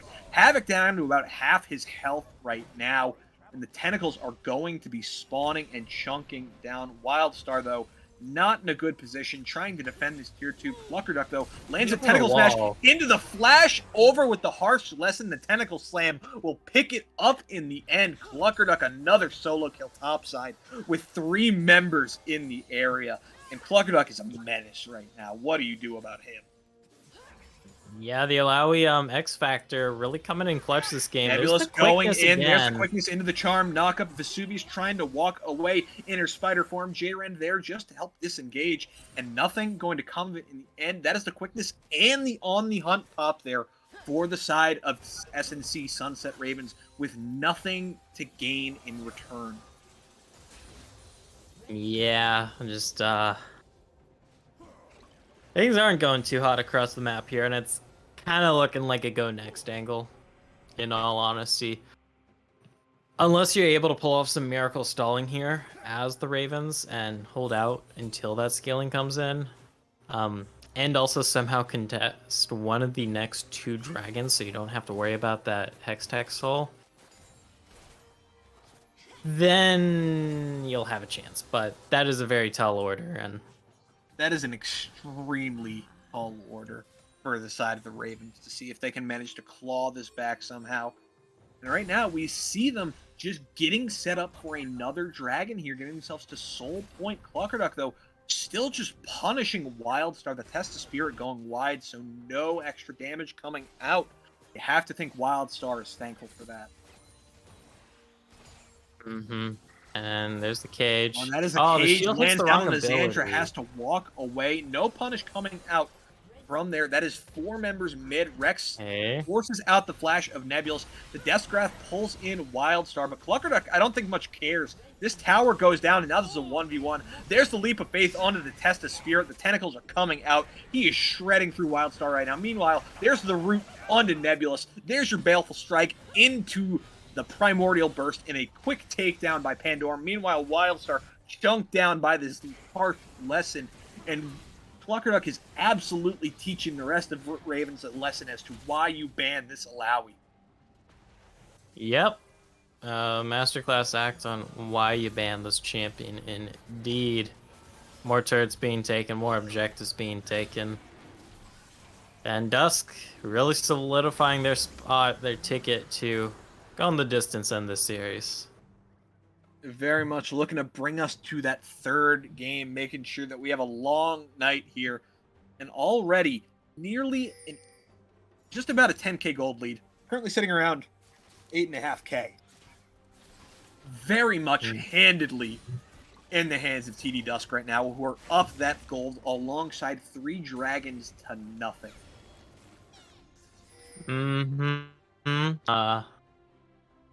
So, yeah, that's going to be a fun doozy to deal with, to say the least.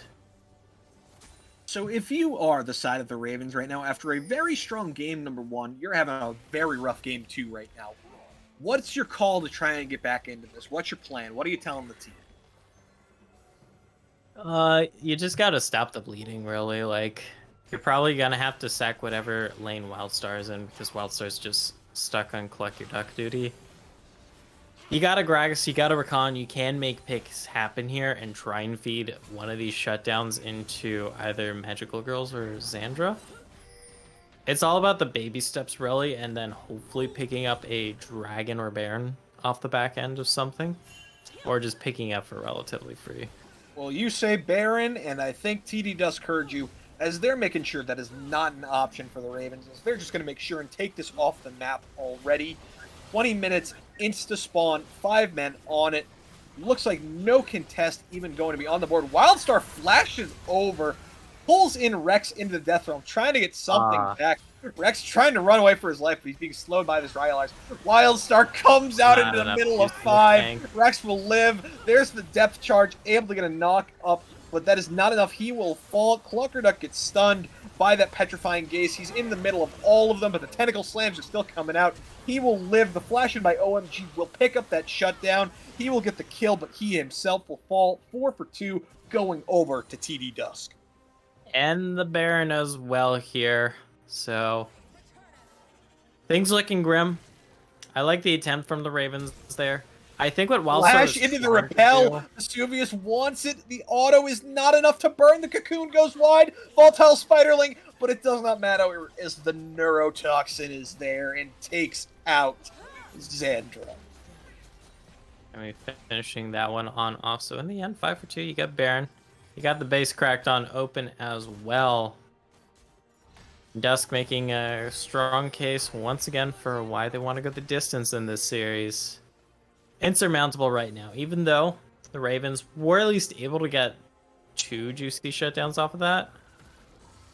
The L's they had to take for the rest of the fight and across the map, not really worth it. Not in the slightest right now. Complete and utter dominance is the name of the game for TD Dusk. 3-0-6 for Pandorum right now, scaling up on this Vagar. And Cluckerduck 5-2-2 is an unstoppable monster in this sideline. Who do you put down there to match him right now? Because I don't think Wildstar can do it alone. I mean, it kind of has to be Wildstar. You can't put Magical Girls there. Havoc's in trouble, though. Cluckerduck has found him. He's looking to get on there. There's the harsh lesson. Pulls in the test of spirit. Getting some extra damage on the hook. Comes in onto his spirit. Chunks Havoc out to half health. Rex, though, is here with Cluckerduck. On the hunt is popped. In goes the quickness into the grand entrance. Cluckerduck's pulled in, but there's a massive leap of faith. Pulls him in. Wildstar pops that ultimate, trying to make sure to save the rest of his team, but Cluckerduck just healing up. Pandorum takes down OMG in the backline. Cluckerduck still living as Wildstar comes out of the Death Realm and is instantly blown up. The pick attempt was there, but it is not enough. Cluckerduck lives. 2 members of the Ravens fall. Yeah, that's just the problem. It's so hard to catch out Cluckerduck. Salawi right now has 3 items. Unless you're able to CC chain Cluckerduck for like a solid 8 seconds straight and finish him off, it's not happening. Like, the damage you have to cut through this Salawi is kind of Wildstar. Magical Girls has Leandri's, and we just saw the completed, oh Lord, Kraken here for Zandra, so you're not cracking open this Salawi. So, yeah. You really aren't. 3 items now completed on Alawi. We see the Black Cleaver alongside the Hullbreaker and Divine Sunderer. This will be the Dragon heading over to the side of TD Dusk, completely uncontested. A free Hextech Soul is their prize for this early Dragon control. And you got to think, Baron is theirs. Dragon Soul is theirs. And this is just, it's only a matter of time before they close out. Yep. I mean, could be on this push itself. You already got that open inhib in the mid lane. I don't think you need Baron to finish off this one with how far ahead you are. You just need to take another teamfight win like you have been doing for the past. Pushing it in. The Event Horizon comes out to zone off Lost Havoc. We see the 4-1 split here. Cluckerduck on his own, shoving in with a wave into OMG as the 4-man of the Ravens stand ready to defend this inhibitor. But it looks like they're just going to have to give it here as the siege is coming in, as J-Rend is punching away with those feathers right now. Yeah, that inhib gonna be dropping. Rotation up to topside is coming, and they're looking at this inhibitor tower next.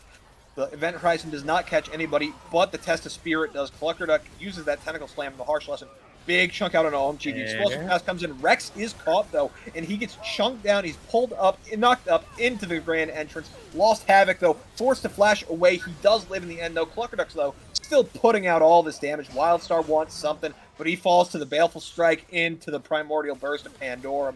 And this is still 5 members standing of TD Dusk. Yep. Should be the game here. These turrets. Any It day is now. taking a little bit longer because the minions are dead. Yep, they're waiting for the minions to file in, and they're just going to be looking to end this game most likely. But instead, they are just going to call it back, retreat, and spend their money. Makes sense. I mean, people are starting to respawn already. You got 2 inhibitors cracked on open. Got Baron up in 30 seconds. Just reset here. Use all your money. Grab the Baron. And close this one on out.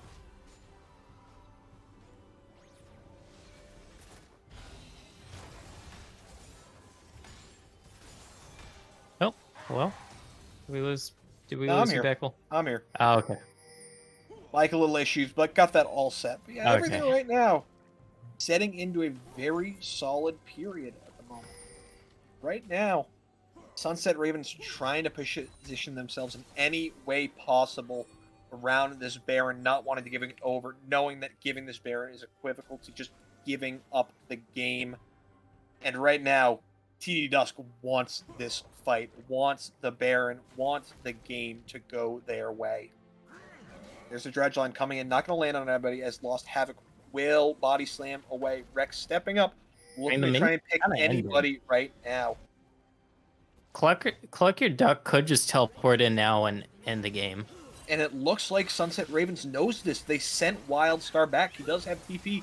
But with this, that's the trigger pull for Dusk. They're going straight for this Baron.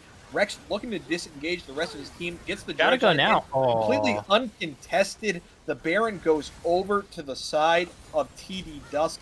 Lost Havoc's in the backline. Vesuvius goes over the wall onto OMG. Is caught by the Petrifying Gaze, though. Will fall in the end, though. That is all the members still standing. But Xandra has fallen 1 for 1. 4 of each team still standing. Cluckerduck, though, looking to end the damn game. There's the test of fate into the leap of faith with these harsh lessons coming in. Takes down Wildstar. Pandorum there for the assist. Lost Havoc coming in. Body slam into the barrel roll. It don't matter. Cluckerduck is here to stand tall. The charm comes in is not enough. Look at those tonks coming in. In the end, TD Dusk will stand tall. They say the night has not come for our day yet. They will send us to game number 3 next. Really impressive showing there. They got the lead and they didn't let go of it here, Bickle. So, you know, Ravens, they're going to have to go back to the drawing board. Probably ban that Alawi, like you did mention yourself. Just probably. Yeah. You know, most damage in the game by double anybody else. 8, 2, and 6. Was a menace in the side lane. I'm guessing we see that hit the ban table next time. Probably. That's something we'll have to see next game once we get into that. So don't go anywhere, dear viewers. We will be back with more esports action. See you then.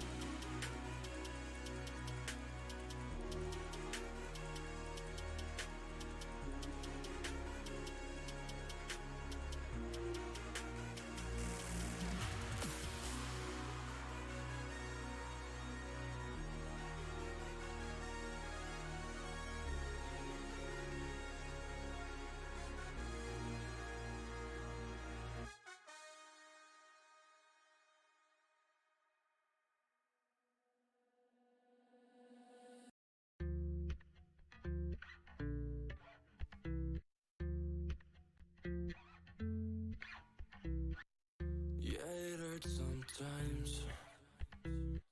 It's all I got to say. Sick and tired of all the games that my head wants to play. Yeah, it hurts sometimes. Waking up this way. My mind is slipping away, now looking for an escape. Yeah. But the way that you look at me, I'm so lost that it's all I see. And those eyes are my therapy, takes me right out of the rain. And when life wants to fuck with me, yeah, there's no place I'd rather be. Cause your face is my remedy, makes me forget all the pain. When I can't see straight.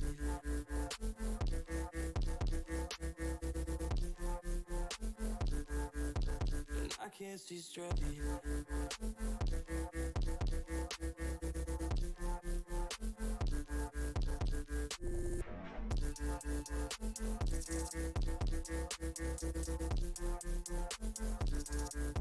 And I can't see straight.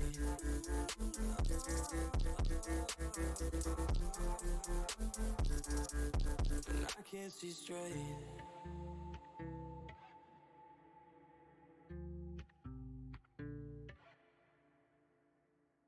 Yeah, it's hard sometimes. It's all I got to say. Yeah, I feel like I'm suffocating. Never know what to say. Yeah, the memories have gotta go. I'm not over it and get jealous. Feel like I'm about to break it. Never know what to say. But the way that you look at me, I'm so lost that it's all I see. And those eyes are my therapy, takes me right out of the rain. Takes me right out of the rain.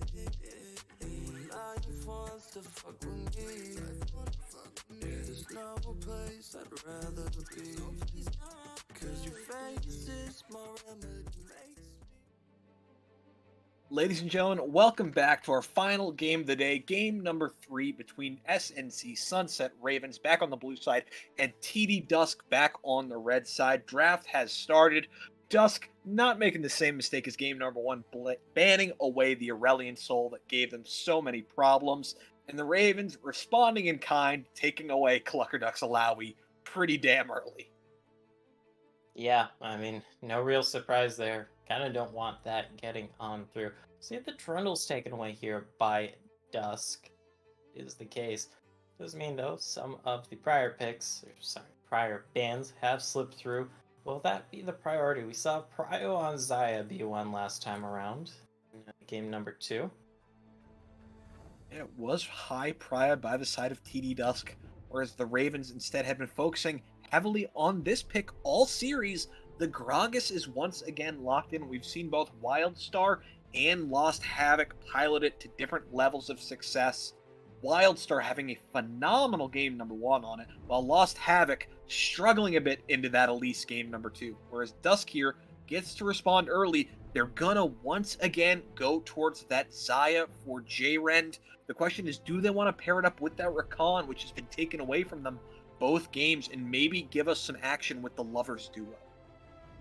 That is one way. You could also pick a power pick here and force Ravens to pick the Rakan again. Just so you can, kind of force them into a support they might not want to play. I say that even though we have seen the Rakan here the entire series for Ravens. So time is ticking down, and it's going to be the Nautilus again. So they go down the support role and decide not to pair up the Rakan, instead grabbing the Nautilus, and now SNC Ravens going to be hovering something that's very familiar to their team. The champion that gave their mid laner their name, Only Magical Girls, going to be piloting the Lux, as Ezreal is picked up for Zandra. Magical Girl, Magical Boy. Perfect pair. Yeah. Yeah, even though they're probably not going to be in the same lane together. Both got Star Guardian skins, though. Probably some other shared skin lines. I got so many skins. Riot, Star Guardian, Gragas, when? Yeah. We got Pajama Guardian Urgot, but I don't know. Knowing Riot, they wouldn't actually like commit to the bit. They would just do like something kind of similar to what they did with their gut. Like, oh, haha, they're like kind of Star Guardian, but they're not really Star Guardians because Riot just are kind of cowards when it comes to like actually just making full-on skins like that. They're just half dipping their toes in like, yeah, we want to be kind of funny, but we're not fully committing. But there's the Galio. Gonna be a bit of a bouncy house pairing up with this Nautilus. You do want some other engage though. Not just relying on the Nautilus to ferry in this Galio. Yep, and the Thresh as well as the Mordekaiser are taken away by Dusk, targeting the support pool as well as that top lane Mordekaiser. Meanwhile, Ravens taking away the Yorick, another split pushing menace. They had such an issue with the Alawi, they decided, let's not deal with any split pushers this game, taking away those, as well as the Elise that Vesuvius found success on last game. Mm-hmm. Yeah, that Elise, once it got going. Early ganks were a little bit slow going, you know. Got a flash here and there, or got your flash here and there. Didn't work out well in the end. DD Dusk, though, it's up to them. They're going to have to show something here, whether it's their jungler or their top laner. I'm leaning towards jungler. It's going to be the call with Diego here. The Ruined King has come to play, heading towards the jungle, leaving that top lane of Cluckerduck still up in the air, meaning we do not know what direction they're heading. We will have to see all of the Ravens cards on the table. Will this Gragas head top? Will it head jungle? Will this Lux head support? Will it head mid? Time will tell. The Sejuani, the hover right now, that is also flexible, though I'm expecting that to head to Havoc with Wildstar once again grabbing the Gragas. And the last pick should go to Nebulous. Yeah, let's see what they grab on here. I don't know what you actually pair with the Ezreal here. I think we've seen some Karma Ezreal. Yuumi Ezreal's now trolling because they actually removed Yuumi's dead. Yuumi's dead for like another patch or so. But the Nami going to be paired up. Normally we see this fish with good old Lucian, instead making its way to a nice safe lane with the Ezreal, going to poke away, empowered by those Tidecaller blessings. Nami going to be healing Ezreal up as they just play back and try and avoid any and everything the all-in Nautilus wants to do. Mm-hmm. It's going to be a little bit tricky here for the Nami, though. Insanely vulnerable to a single hook or a single hook shot. So, split pushing going to be the name of the game here once again for the Dusk top laner. You said you wanted another delivery method for Galio. How about as cookie cutter as it gets, this classic Camille Galio combo? Hextech ultimatum into that hero's entrance means whoever you're on is going to have a bad time. Mm-hmm. And that's going to be a big deal here for Dusk, because you got the Viego, and when you got Viego, it does become a little bit of a Viego comp. You have to get the resets here. You have to get this Viego popping off, because that's a make or break for a lot of team comps with Viego on it. This one especially, though, for Dusk, because you're all inning on that. You got all this CC to start off the fight. You got all this lockdown to start off the fight, and hopefully you're able to kill the Ezreal, Lux, or Nami in the backline here as this Viego and really just go to town with Reset City. I'm really interested to keep an eye up on this top lane. Wildstar and Cluckerduck have both had their moments. Wildstar took over game number 1 with Cluckerduck become a menace game number 2. Wildstar's back on that Gragas with Cluckerduck taking a different appearance in this split push melee champ in the Camille. It'll be interesting to see how the matchup breaks this time, as that's been really key to both teams' success so far. Mm-hmm. And it's going to be into the Gragas here. It's once again the full AP Gragas. You will be able to cut through that, but the Gragas also does have the body slam in cask, and you can just cast the Camille out of the Hextech ultimatum and shimmy on out. That also applies to the Camille hopping on any of your backlines, so might be a little bit tricky here for the Camille. Camille's really going to be trying to lock somebody down. We do have a DC in draft Small issue we're going to be remaking, don't worry, folks. Getting everything all fixed. But with that, we are going to take a quick break as they figure. Actually, before we do that, you know the comps now. What are you thinking? So far, you're 2 for 2. Yeah. I'm leaning towards Ravens here, mostly because they got their patented Lux in the mid lane here for Magical Girls, but also I am leaning towards them just having enough peel here to dissuade the disengage. You have the Gragas, you have the Nami, you have the Sejuani, all really great tools to stop the all-in, and I think stopping that all-in is really going to stifle Dusk's game plan. I can see where you're coming from, but when you're in a game 3 situation, my logic is always this: keep it simple, stupid. And what's the easiest thing to execute? Hit R on a bunch of people, which is exactly what Camille Gallia want to do. So I gotta go with what Dusk is bringing to the table. With that, though, we are going to head into our final spectator delay of the night. When we come back, we will be bringing you the final game of SNC Sunset Ravens and TD Dusk.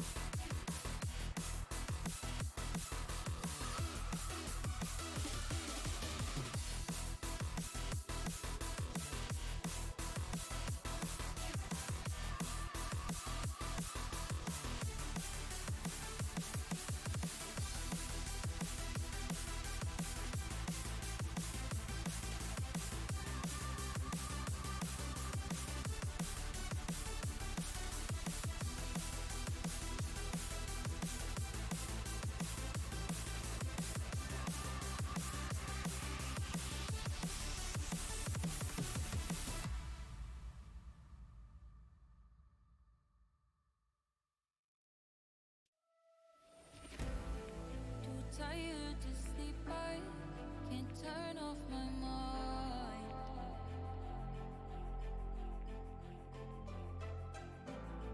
When all of your problems lay right next to mine. And the green paint, the white sheets, this house we built for you and me. I can't help but repeat the best dreams and we hoped would be reality. But now I know the answer why I toss and turn like it's my fight or flight, like looking up at the sky. And there is so much more than meets the eye. And you said your life was black and blue by keeping all the pain inside of you. I felt I wasn't enough. How can I come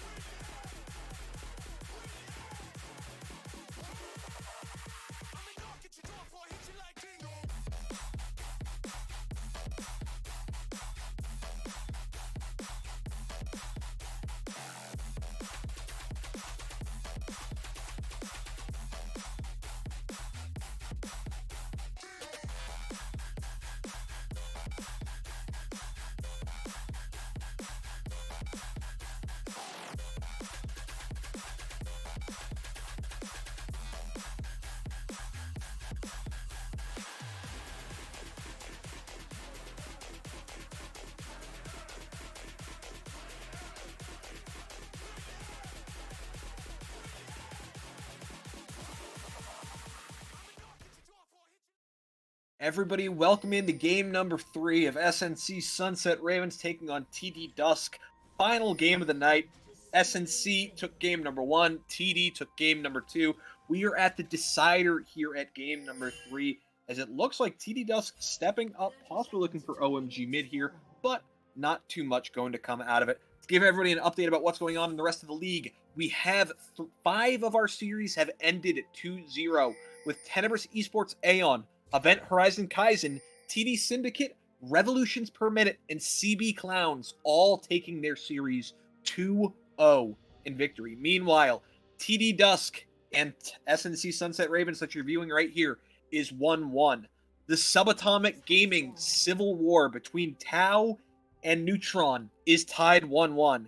And the CB Civil War between Syndicate and I can't remember the other team, and Forsaken is also tied at 1-1. So we got a lot of fun action still going on in BOL right now. Yep, a hell of a week 1. Hell of a way to kick off the season here.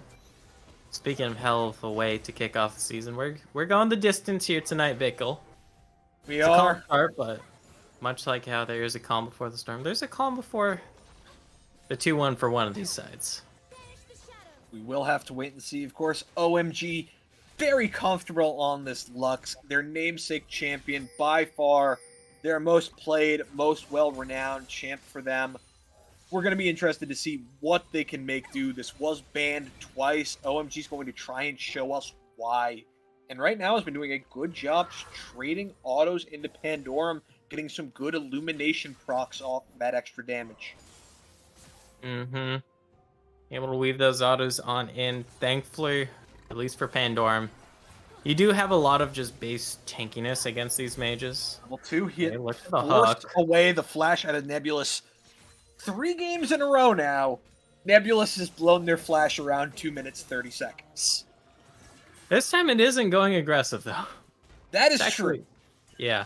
Other 2 times it's just like YOLO swag. Hitbox very generous for Nebulous there. As I swear if that were me playing Nami, I would have gotten hooked right there. Yes, sir.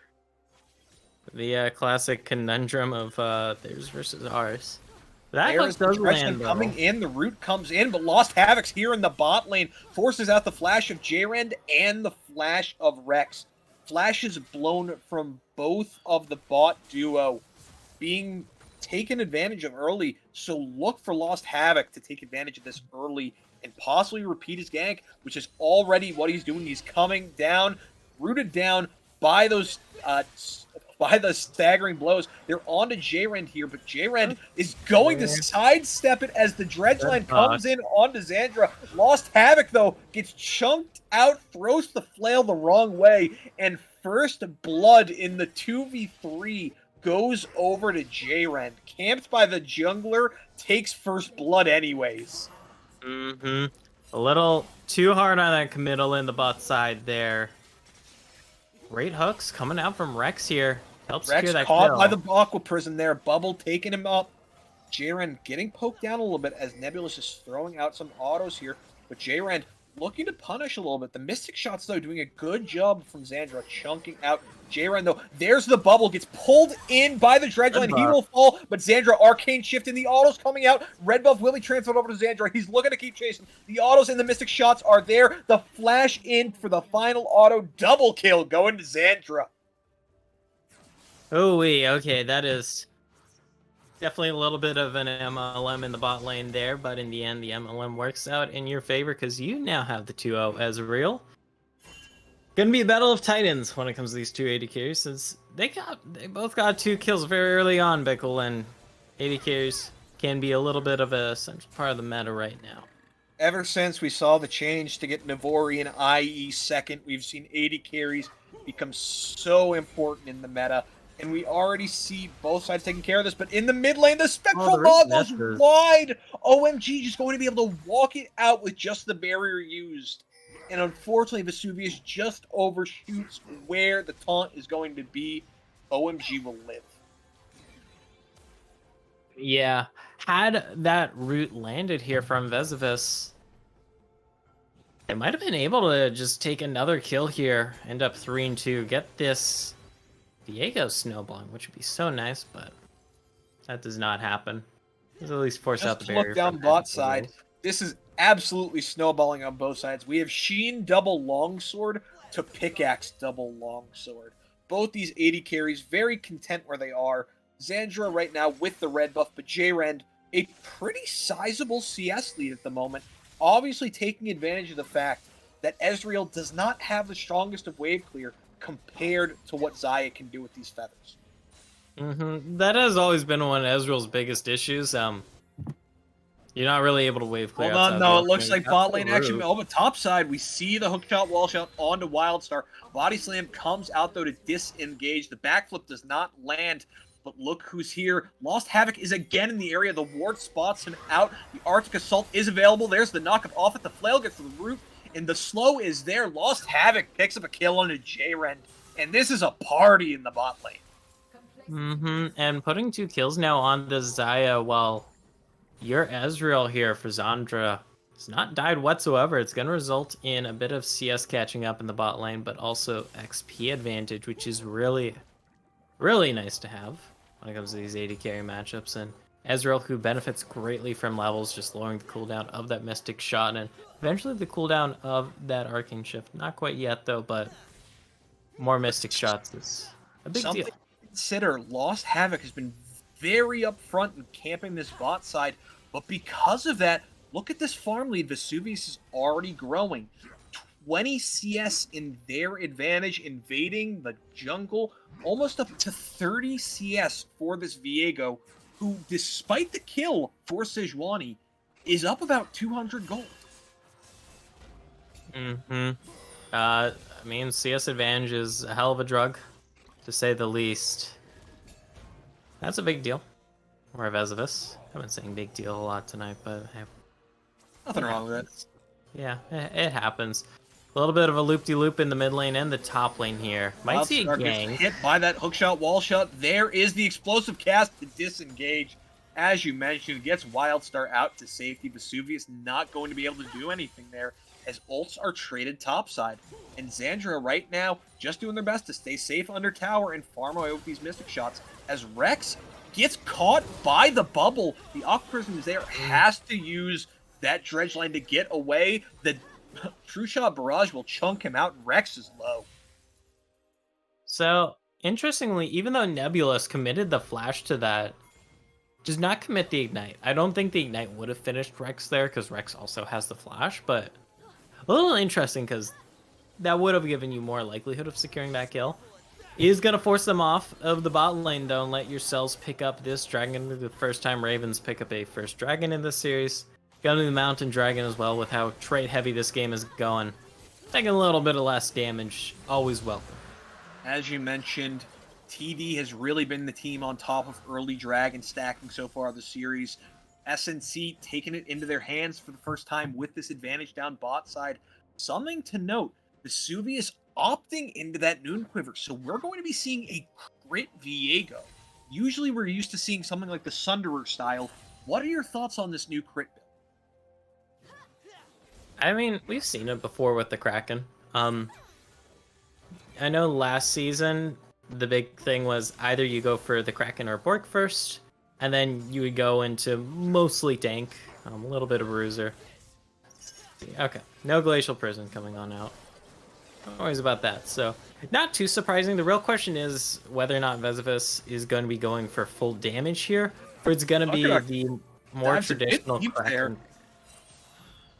It's going to be the more traditional Kraken Slayer into kind of just Bruisery, a little bit of tank, because you want to have some bulk here in order to get those initial resets.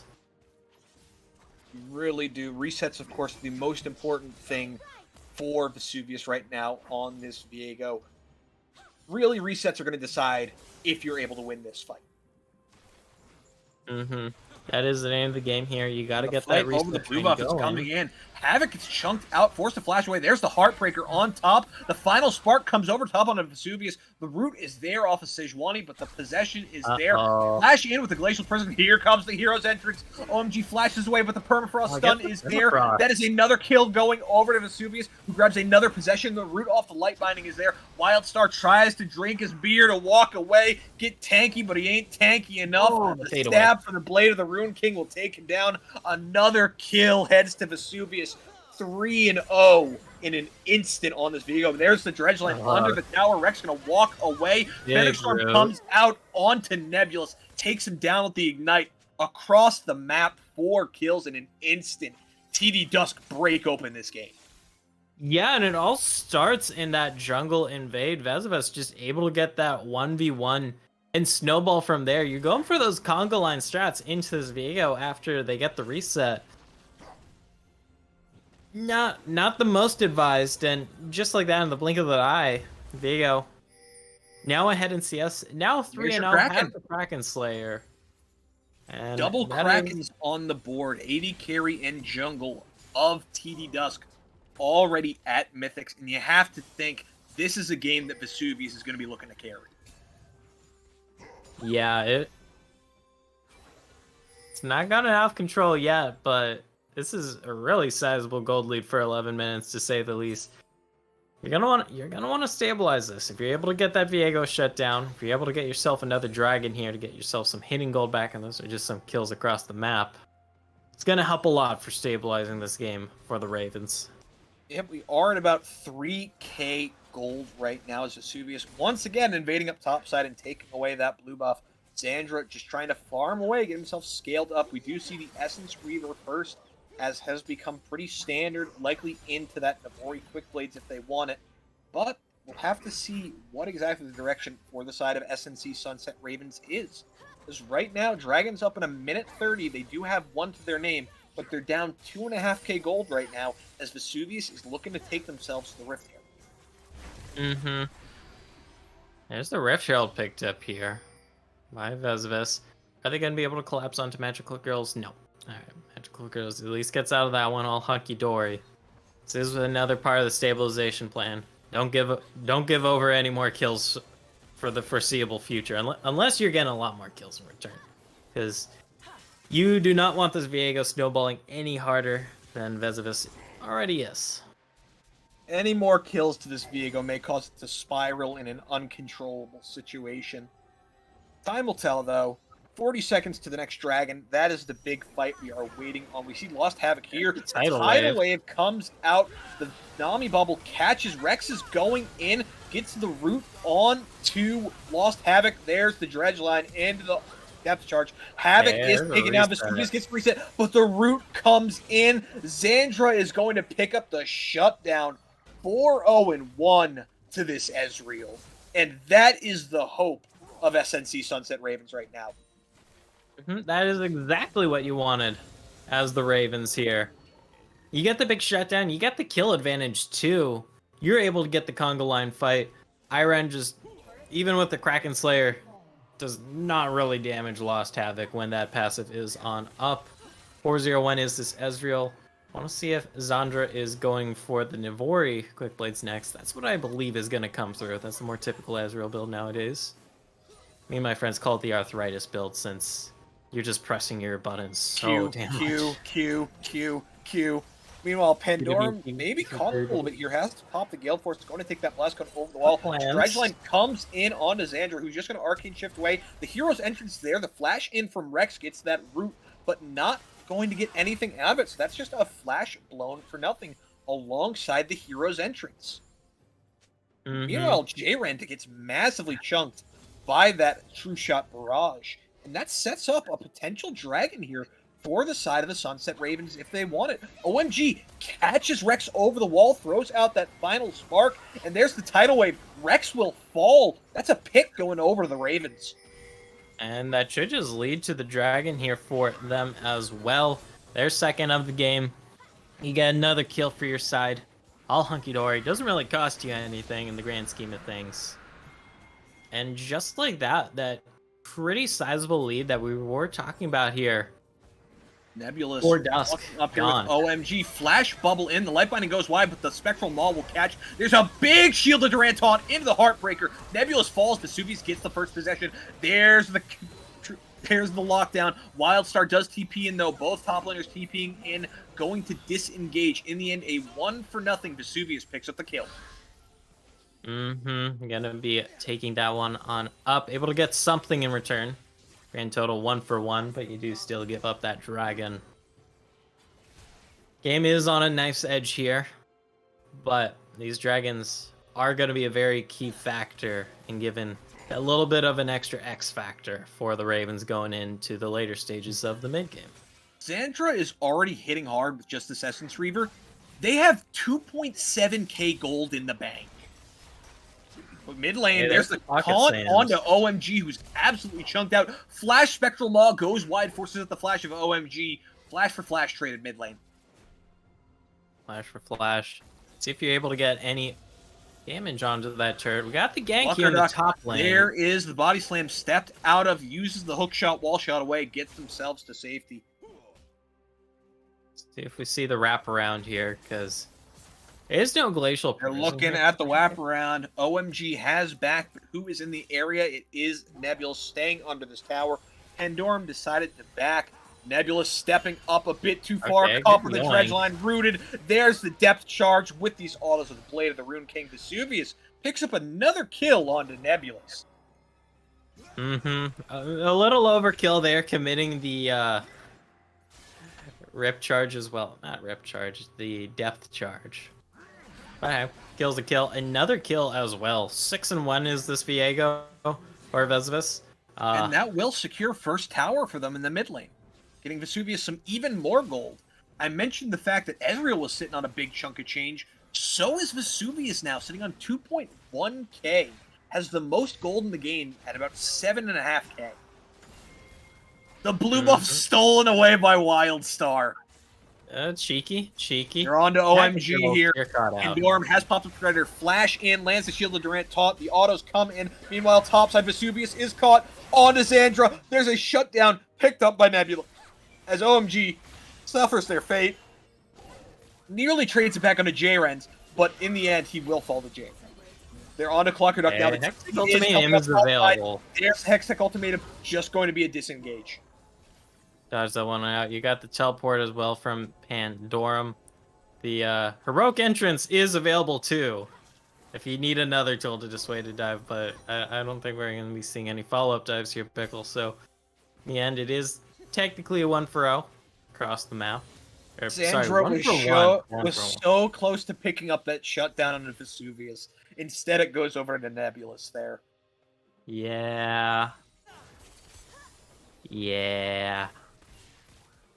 If anybody's subbed to Blue Otter League, I think there's a Sad Otter emote. You could spam that. Yeah.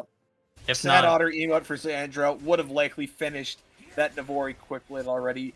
Does have both the pickaxe and the Caulfields in inventory already. Both 80 carries in a phenomenal position, but it's Vesuvius right now, still set up, has that Sheen in their inventory, will be going towards the Essence Reaver next.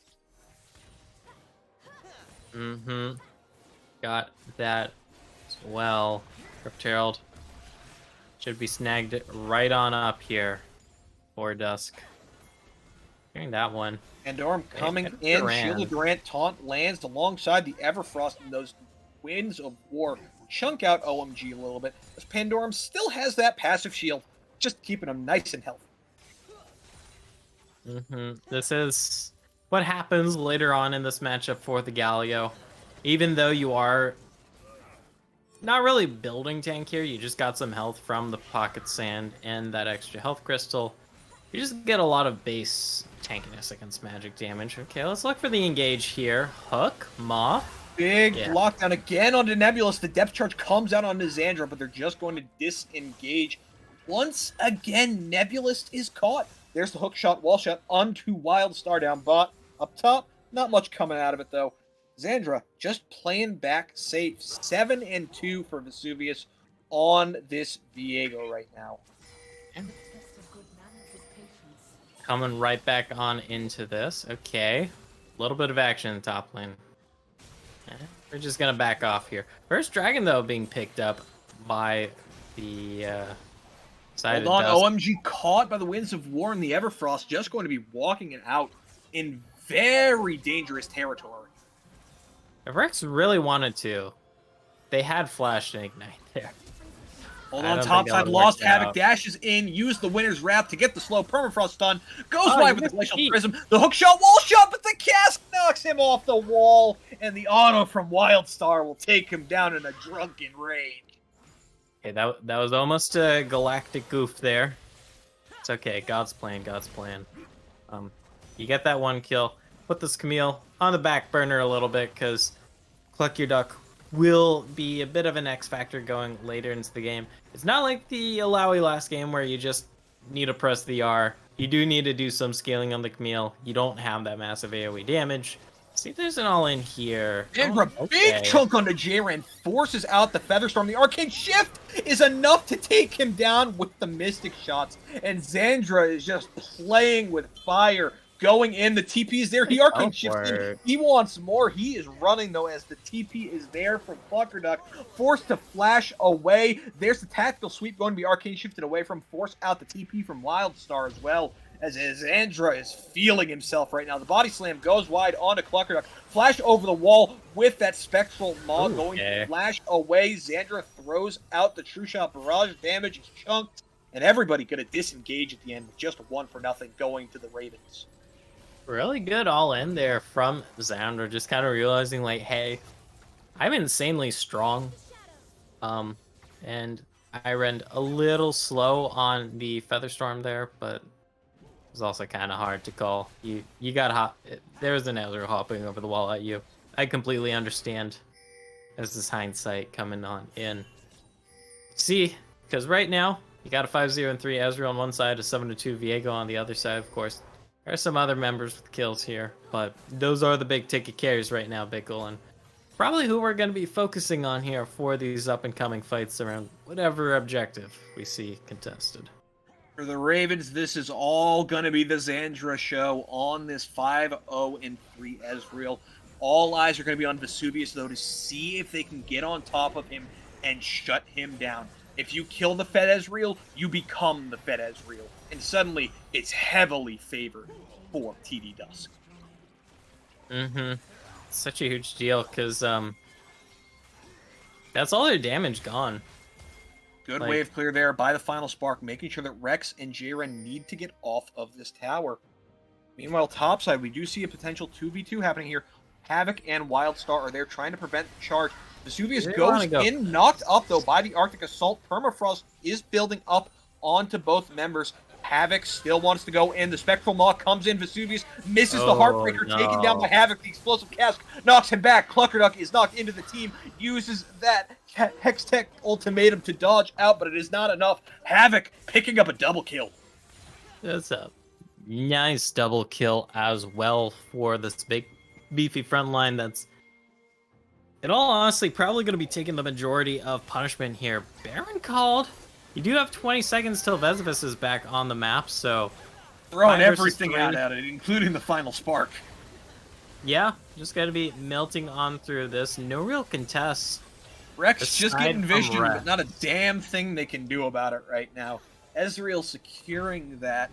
5-0 and 4, going back 1.3k in the bank, building themselves towards likely their mythic. What do they grab? We'll have to wait and see. They are backing right now. Let's see what we got. Duskblade has been finished for Ezreal. Okay.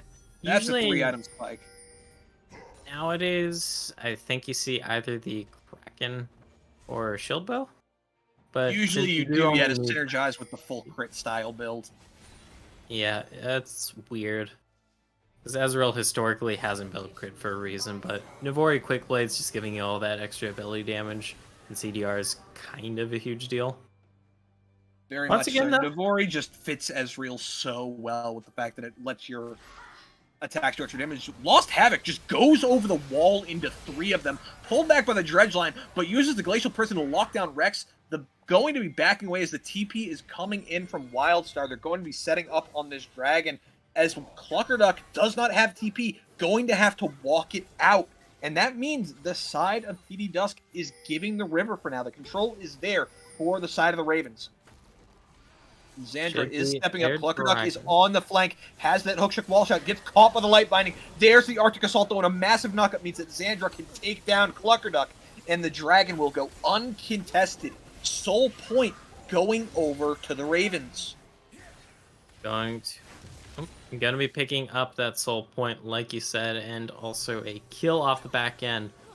Still got this Baron, so we'll be able to pressure these turrets and more than likely, at the very least, take this inner turret. You do have the man advantage, though, Bickle, so I think you can keep pushing this. You have the range, you have the poke, you have the final spark. Wedgeline comes in. There's the depth charge in. In comes the Hero's entrance. It's interrupted by the light binding. Rex will go down for his engage as J-Rend is chunked out and forced to burn the cleanse. And that means SNC Sunset Ravens can keep on shoving. The siege is continuing. Zandra 6-0-5. The Arctic Assault enforces out the flash of Pandorum. The explosive charge makes them disengage as that is a free inhibitor going to the Ravens. Gonna be grabbing that one on up, and they're feeling mighty fine and dandy here. Yes, the gold is still technically pretty damn close, but the fact that you have the soul point, you have that down to inhib, and you can really look to just get even more with the remaining bits of this Baron buff. Really just sealing a very comfy spot to be in if you are a Ravens fan. Not to be Really confused far, with and the they're just football team. sieging away on this top lane tower right now. Going in onto Cluckerduck, the Hextech ultimatum comes out that the final spark will be his end. There is the Glacial Prison to lock down J-Ren, force out the Flash and the Featherstorm, but Rex will pay for his sub-80 carry sins. Vesuvius barely walking out as Rex will not live at the end, as Zandra will arcane shift forward to take him down. 2-0 going the way of Sunset Ravens, and they are looking to siege here. Mm-hmm. See if they're able to end the game, because they do have supers coming up in the mid lane. They got 15 seconds to work with here. They're looking for it. They're stepping up. They want to keep going. It's gonna be a goes wide. close Pandorum one. stepping up. Shield of Durant does not catch anybody aside from Havoc. Flash into the backline. There's the Heartbreaker. Nebulous will go down. The possession is there. That's the start. That's 2 down. Vesuvius is there. Dashes in. Heartbreaker onto OMG. Taken down by the Spectral Maw. Triple kill over to Vesuvius. They're looking to keep chasing. They want more, as that is just going to be the disengage from the Sunset Ravens. Too far have they gone. Vesuvius looking for Zandra, though. That's a 700 gold bounty. That's tasty for the side of TD Dusk, but Zandra going to be keeping it nice and safe as they only lose the 3 and back up. It does cost you 3 members, so biting off a little bit more than they can chew. It was going to be a close one, but great comeback play there from Dusk. Able to keep themselves afloat, but they are still on the back foot here. We see the objective bounties. They should be dropping off in a little bit here. Yep, there they go. Yep, there we go. Yeah, they still got it for a little bit here. You can see on that timer in the little bottom right of the mini-map. But the fact still remains, Bickle, that they got 2 inhibs down, and that's going to be such a hard pill to come back from. It really will. It's a tough position for TD Dusk to be into. And you got to think this is going to be on Vesuvius and Jaren right now, the 2 Fed members. Pandorum augmenting his build, grabs the Bommy's Cinder, maybe heading just towards a full tank Galio to try and be more of the front line that his team needs. Meanwhile, the Infinity Edge just picked up by Vesuvius. The 3-item power spike is there for the Viego. They are going to be melting anybody they can auto-attack. Mm-hmm. If they're able to stay alive, though, because this is an extremely squishy build. That's the hard part. Yeah. That's why in the past you would typically see, like, some bruiser/tank items after this. I'm kind of hoping that Vesivus picks up maybe something like the Spirit Visage here, maybe something like a Force of Nature. You just want some survivability for when you go in, because you are going to have to go in, you are going to be having to take a lot of punishment here, Vickle. And every bit of survivability counts when you are the reset train. Yep, Dragon is spawning in 45 seconds. Sunset Ravens looking to get complete control over these lanes and the river itself. They are in a great position. They have marked out Vesuvius. They know where they are and want to make sure that that reset train, as you mentioned, does not happen. They want to make sure that they can close this game out pretty smoothly. is on a nice edge though here, Bickle. Feels like an engagement is just waiting to happen. Even though we know both these teams are really looking to just set up for this dragon, it would be soul point here for the Ravens. But that doesn't mean that we aren't going to see an engage here. And Ravens just taking complete control of this river right now. And it looks like the side of TD may be willing to just trade this, give over the soul, and go for Baron instead. They say, you know what, you can have the soul, we want the Baron. You can't really go for that, though, because you see Sandra Heartbreaker's in, is Heartbreaker. caught by the Spectral Maw, is going to be able to get out, though. Here's the hero's entrance, going to disengage the TP coming in from Cluckerduck. They are here. Wildstar's in a really rough spot. Hextech Ultimatum onto them, but there is the Nami Tidal Wave onto the 3. Final Spark over the top of the Dredge line into the knockup is there. Vesuvius is able to take down Nebulous, get the first possession. It is there. They're on to Lost Havoc in the back line. Havoc will fall. Meanwhile, it will be Vesuvius falling. Dash is in. Pandorum is trying his best. Xandra is still there, though. There's the Arcane Shift forward. They're on to J-Ren now. There's a double into a triple kill for the side of the Ravens. Xandra is playing the hero in a 4-for-2, going the way of the Ravens. They're looking to close this out. Rex is the last man standing, trying to defend against this. Xandra has been a monster all game. The Dredge line comes in just to try and buy time, but he's not going to be able to accomplish much. Wildstar is tanking, uses that Riptide to clear out the wave, but the wave is still there. Hook comes in onto Wildstar. They're just ignoring Rex. Flash in with the auto. There's the final spark to take him down. That is curtains. That is it. The dusk has come and night has fallen upon TD. It will be the Sunset Ravens taking today in a 2-1 fashion. Was a very, very hard-fought series, to say the least here, Bickle, but Ravens coming out on top in the end. Gragas top just seems to be the secret juice for them, I guess. Gragas top, absolutely phenomenal for Wildstar. But I'd ask you who the MVP of the game is, but I think we both know it's Xandra, hands down. That Ezreal was phenomenal. 10-0-6, most damage in the game, most gold in the game by a landslide. In fact, he had the most gold. The next two highest gold values are on TD. Yeah.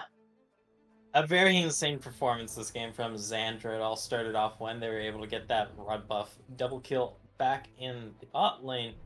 Just kept the train on going there, Bickle. They really did. That is the side of the Sunset Ravens taking their victory tonight, moving to 1-0 here in BOL. They're getting ready for an exciting split. Sunset Ravens, one of those returning teams. Despite having a new squad, this org did finish at the top of Piltover last year, so they want to keep that train rolling. Next week, they're going to have another battle, this time against the Mystic Cats Red, who unfortunately did go 0-2 tonight, while TD Dusk has a chance at redemption, taking on AH Danger Bunnies. And, I mean, Wake 2 is already shaping up to be really, really damn exciting here, Bickle. It really is. So many fun matchups. It'll be really interesting to see who we stream. My personal guess is we're going to be heading over to Piltover. I see a matchup that's screaming my name in TD Syndicate against Tenebris Esports Aeon. Both those teams just went 2-0 in rather convincing fashion today. We'll have to see exactly what the call is, but we have so many exciting matchups here to still bring you, and that's just an IBS. We've also got games going on in Gold, Plat, and soon to be Masters as well. All across exciting games to watch. Yeah, I mean, I can't wait to see them. Although I believe the Masters ones have a time conflict with me, so I'm not actually able to watch them. I can watch the others. I'll be sure to tune in for those, but that being said, I think we're about done here on the cast, Bickle. Yeah, that is it for us tonight. Thank you to everybody here for watching. It's been an absolute pleasure. Thank you, GoForino, for joining me. It's going to be a hell of a season. We're going to have some fun. Shout out has to go to Pop Tart. Stepped in as producer for tonight. We were running short on one, and who else would come to the rescue but Pop Tart? So thank you very much for that. So once again, everybody, Have a good night, and we will see you again soon.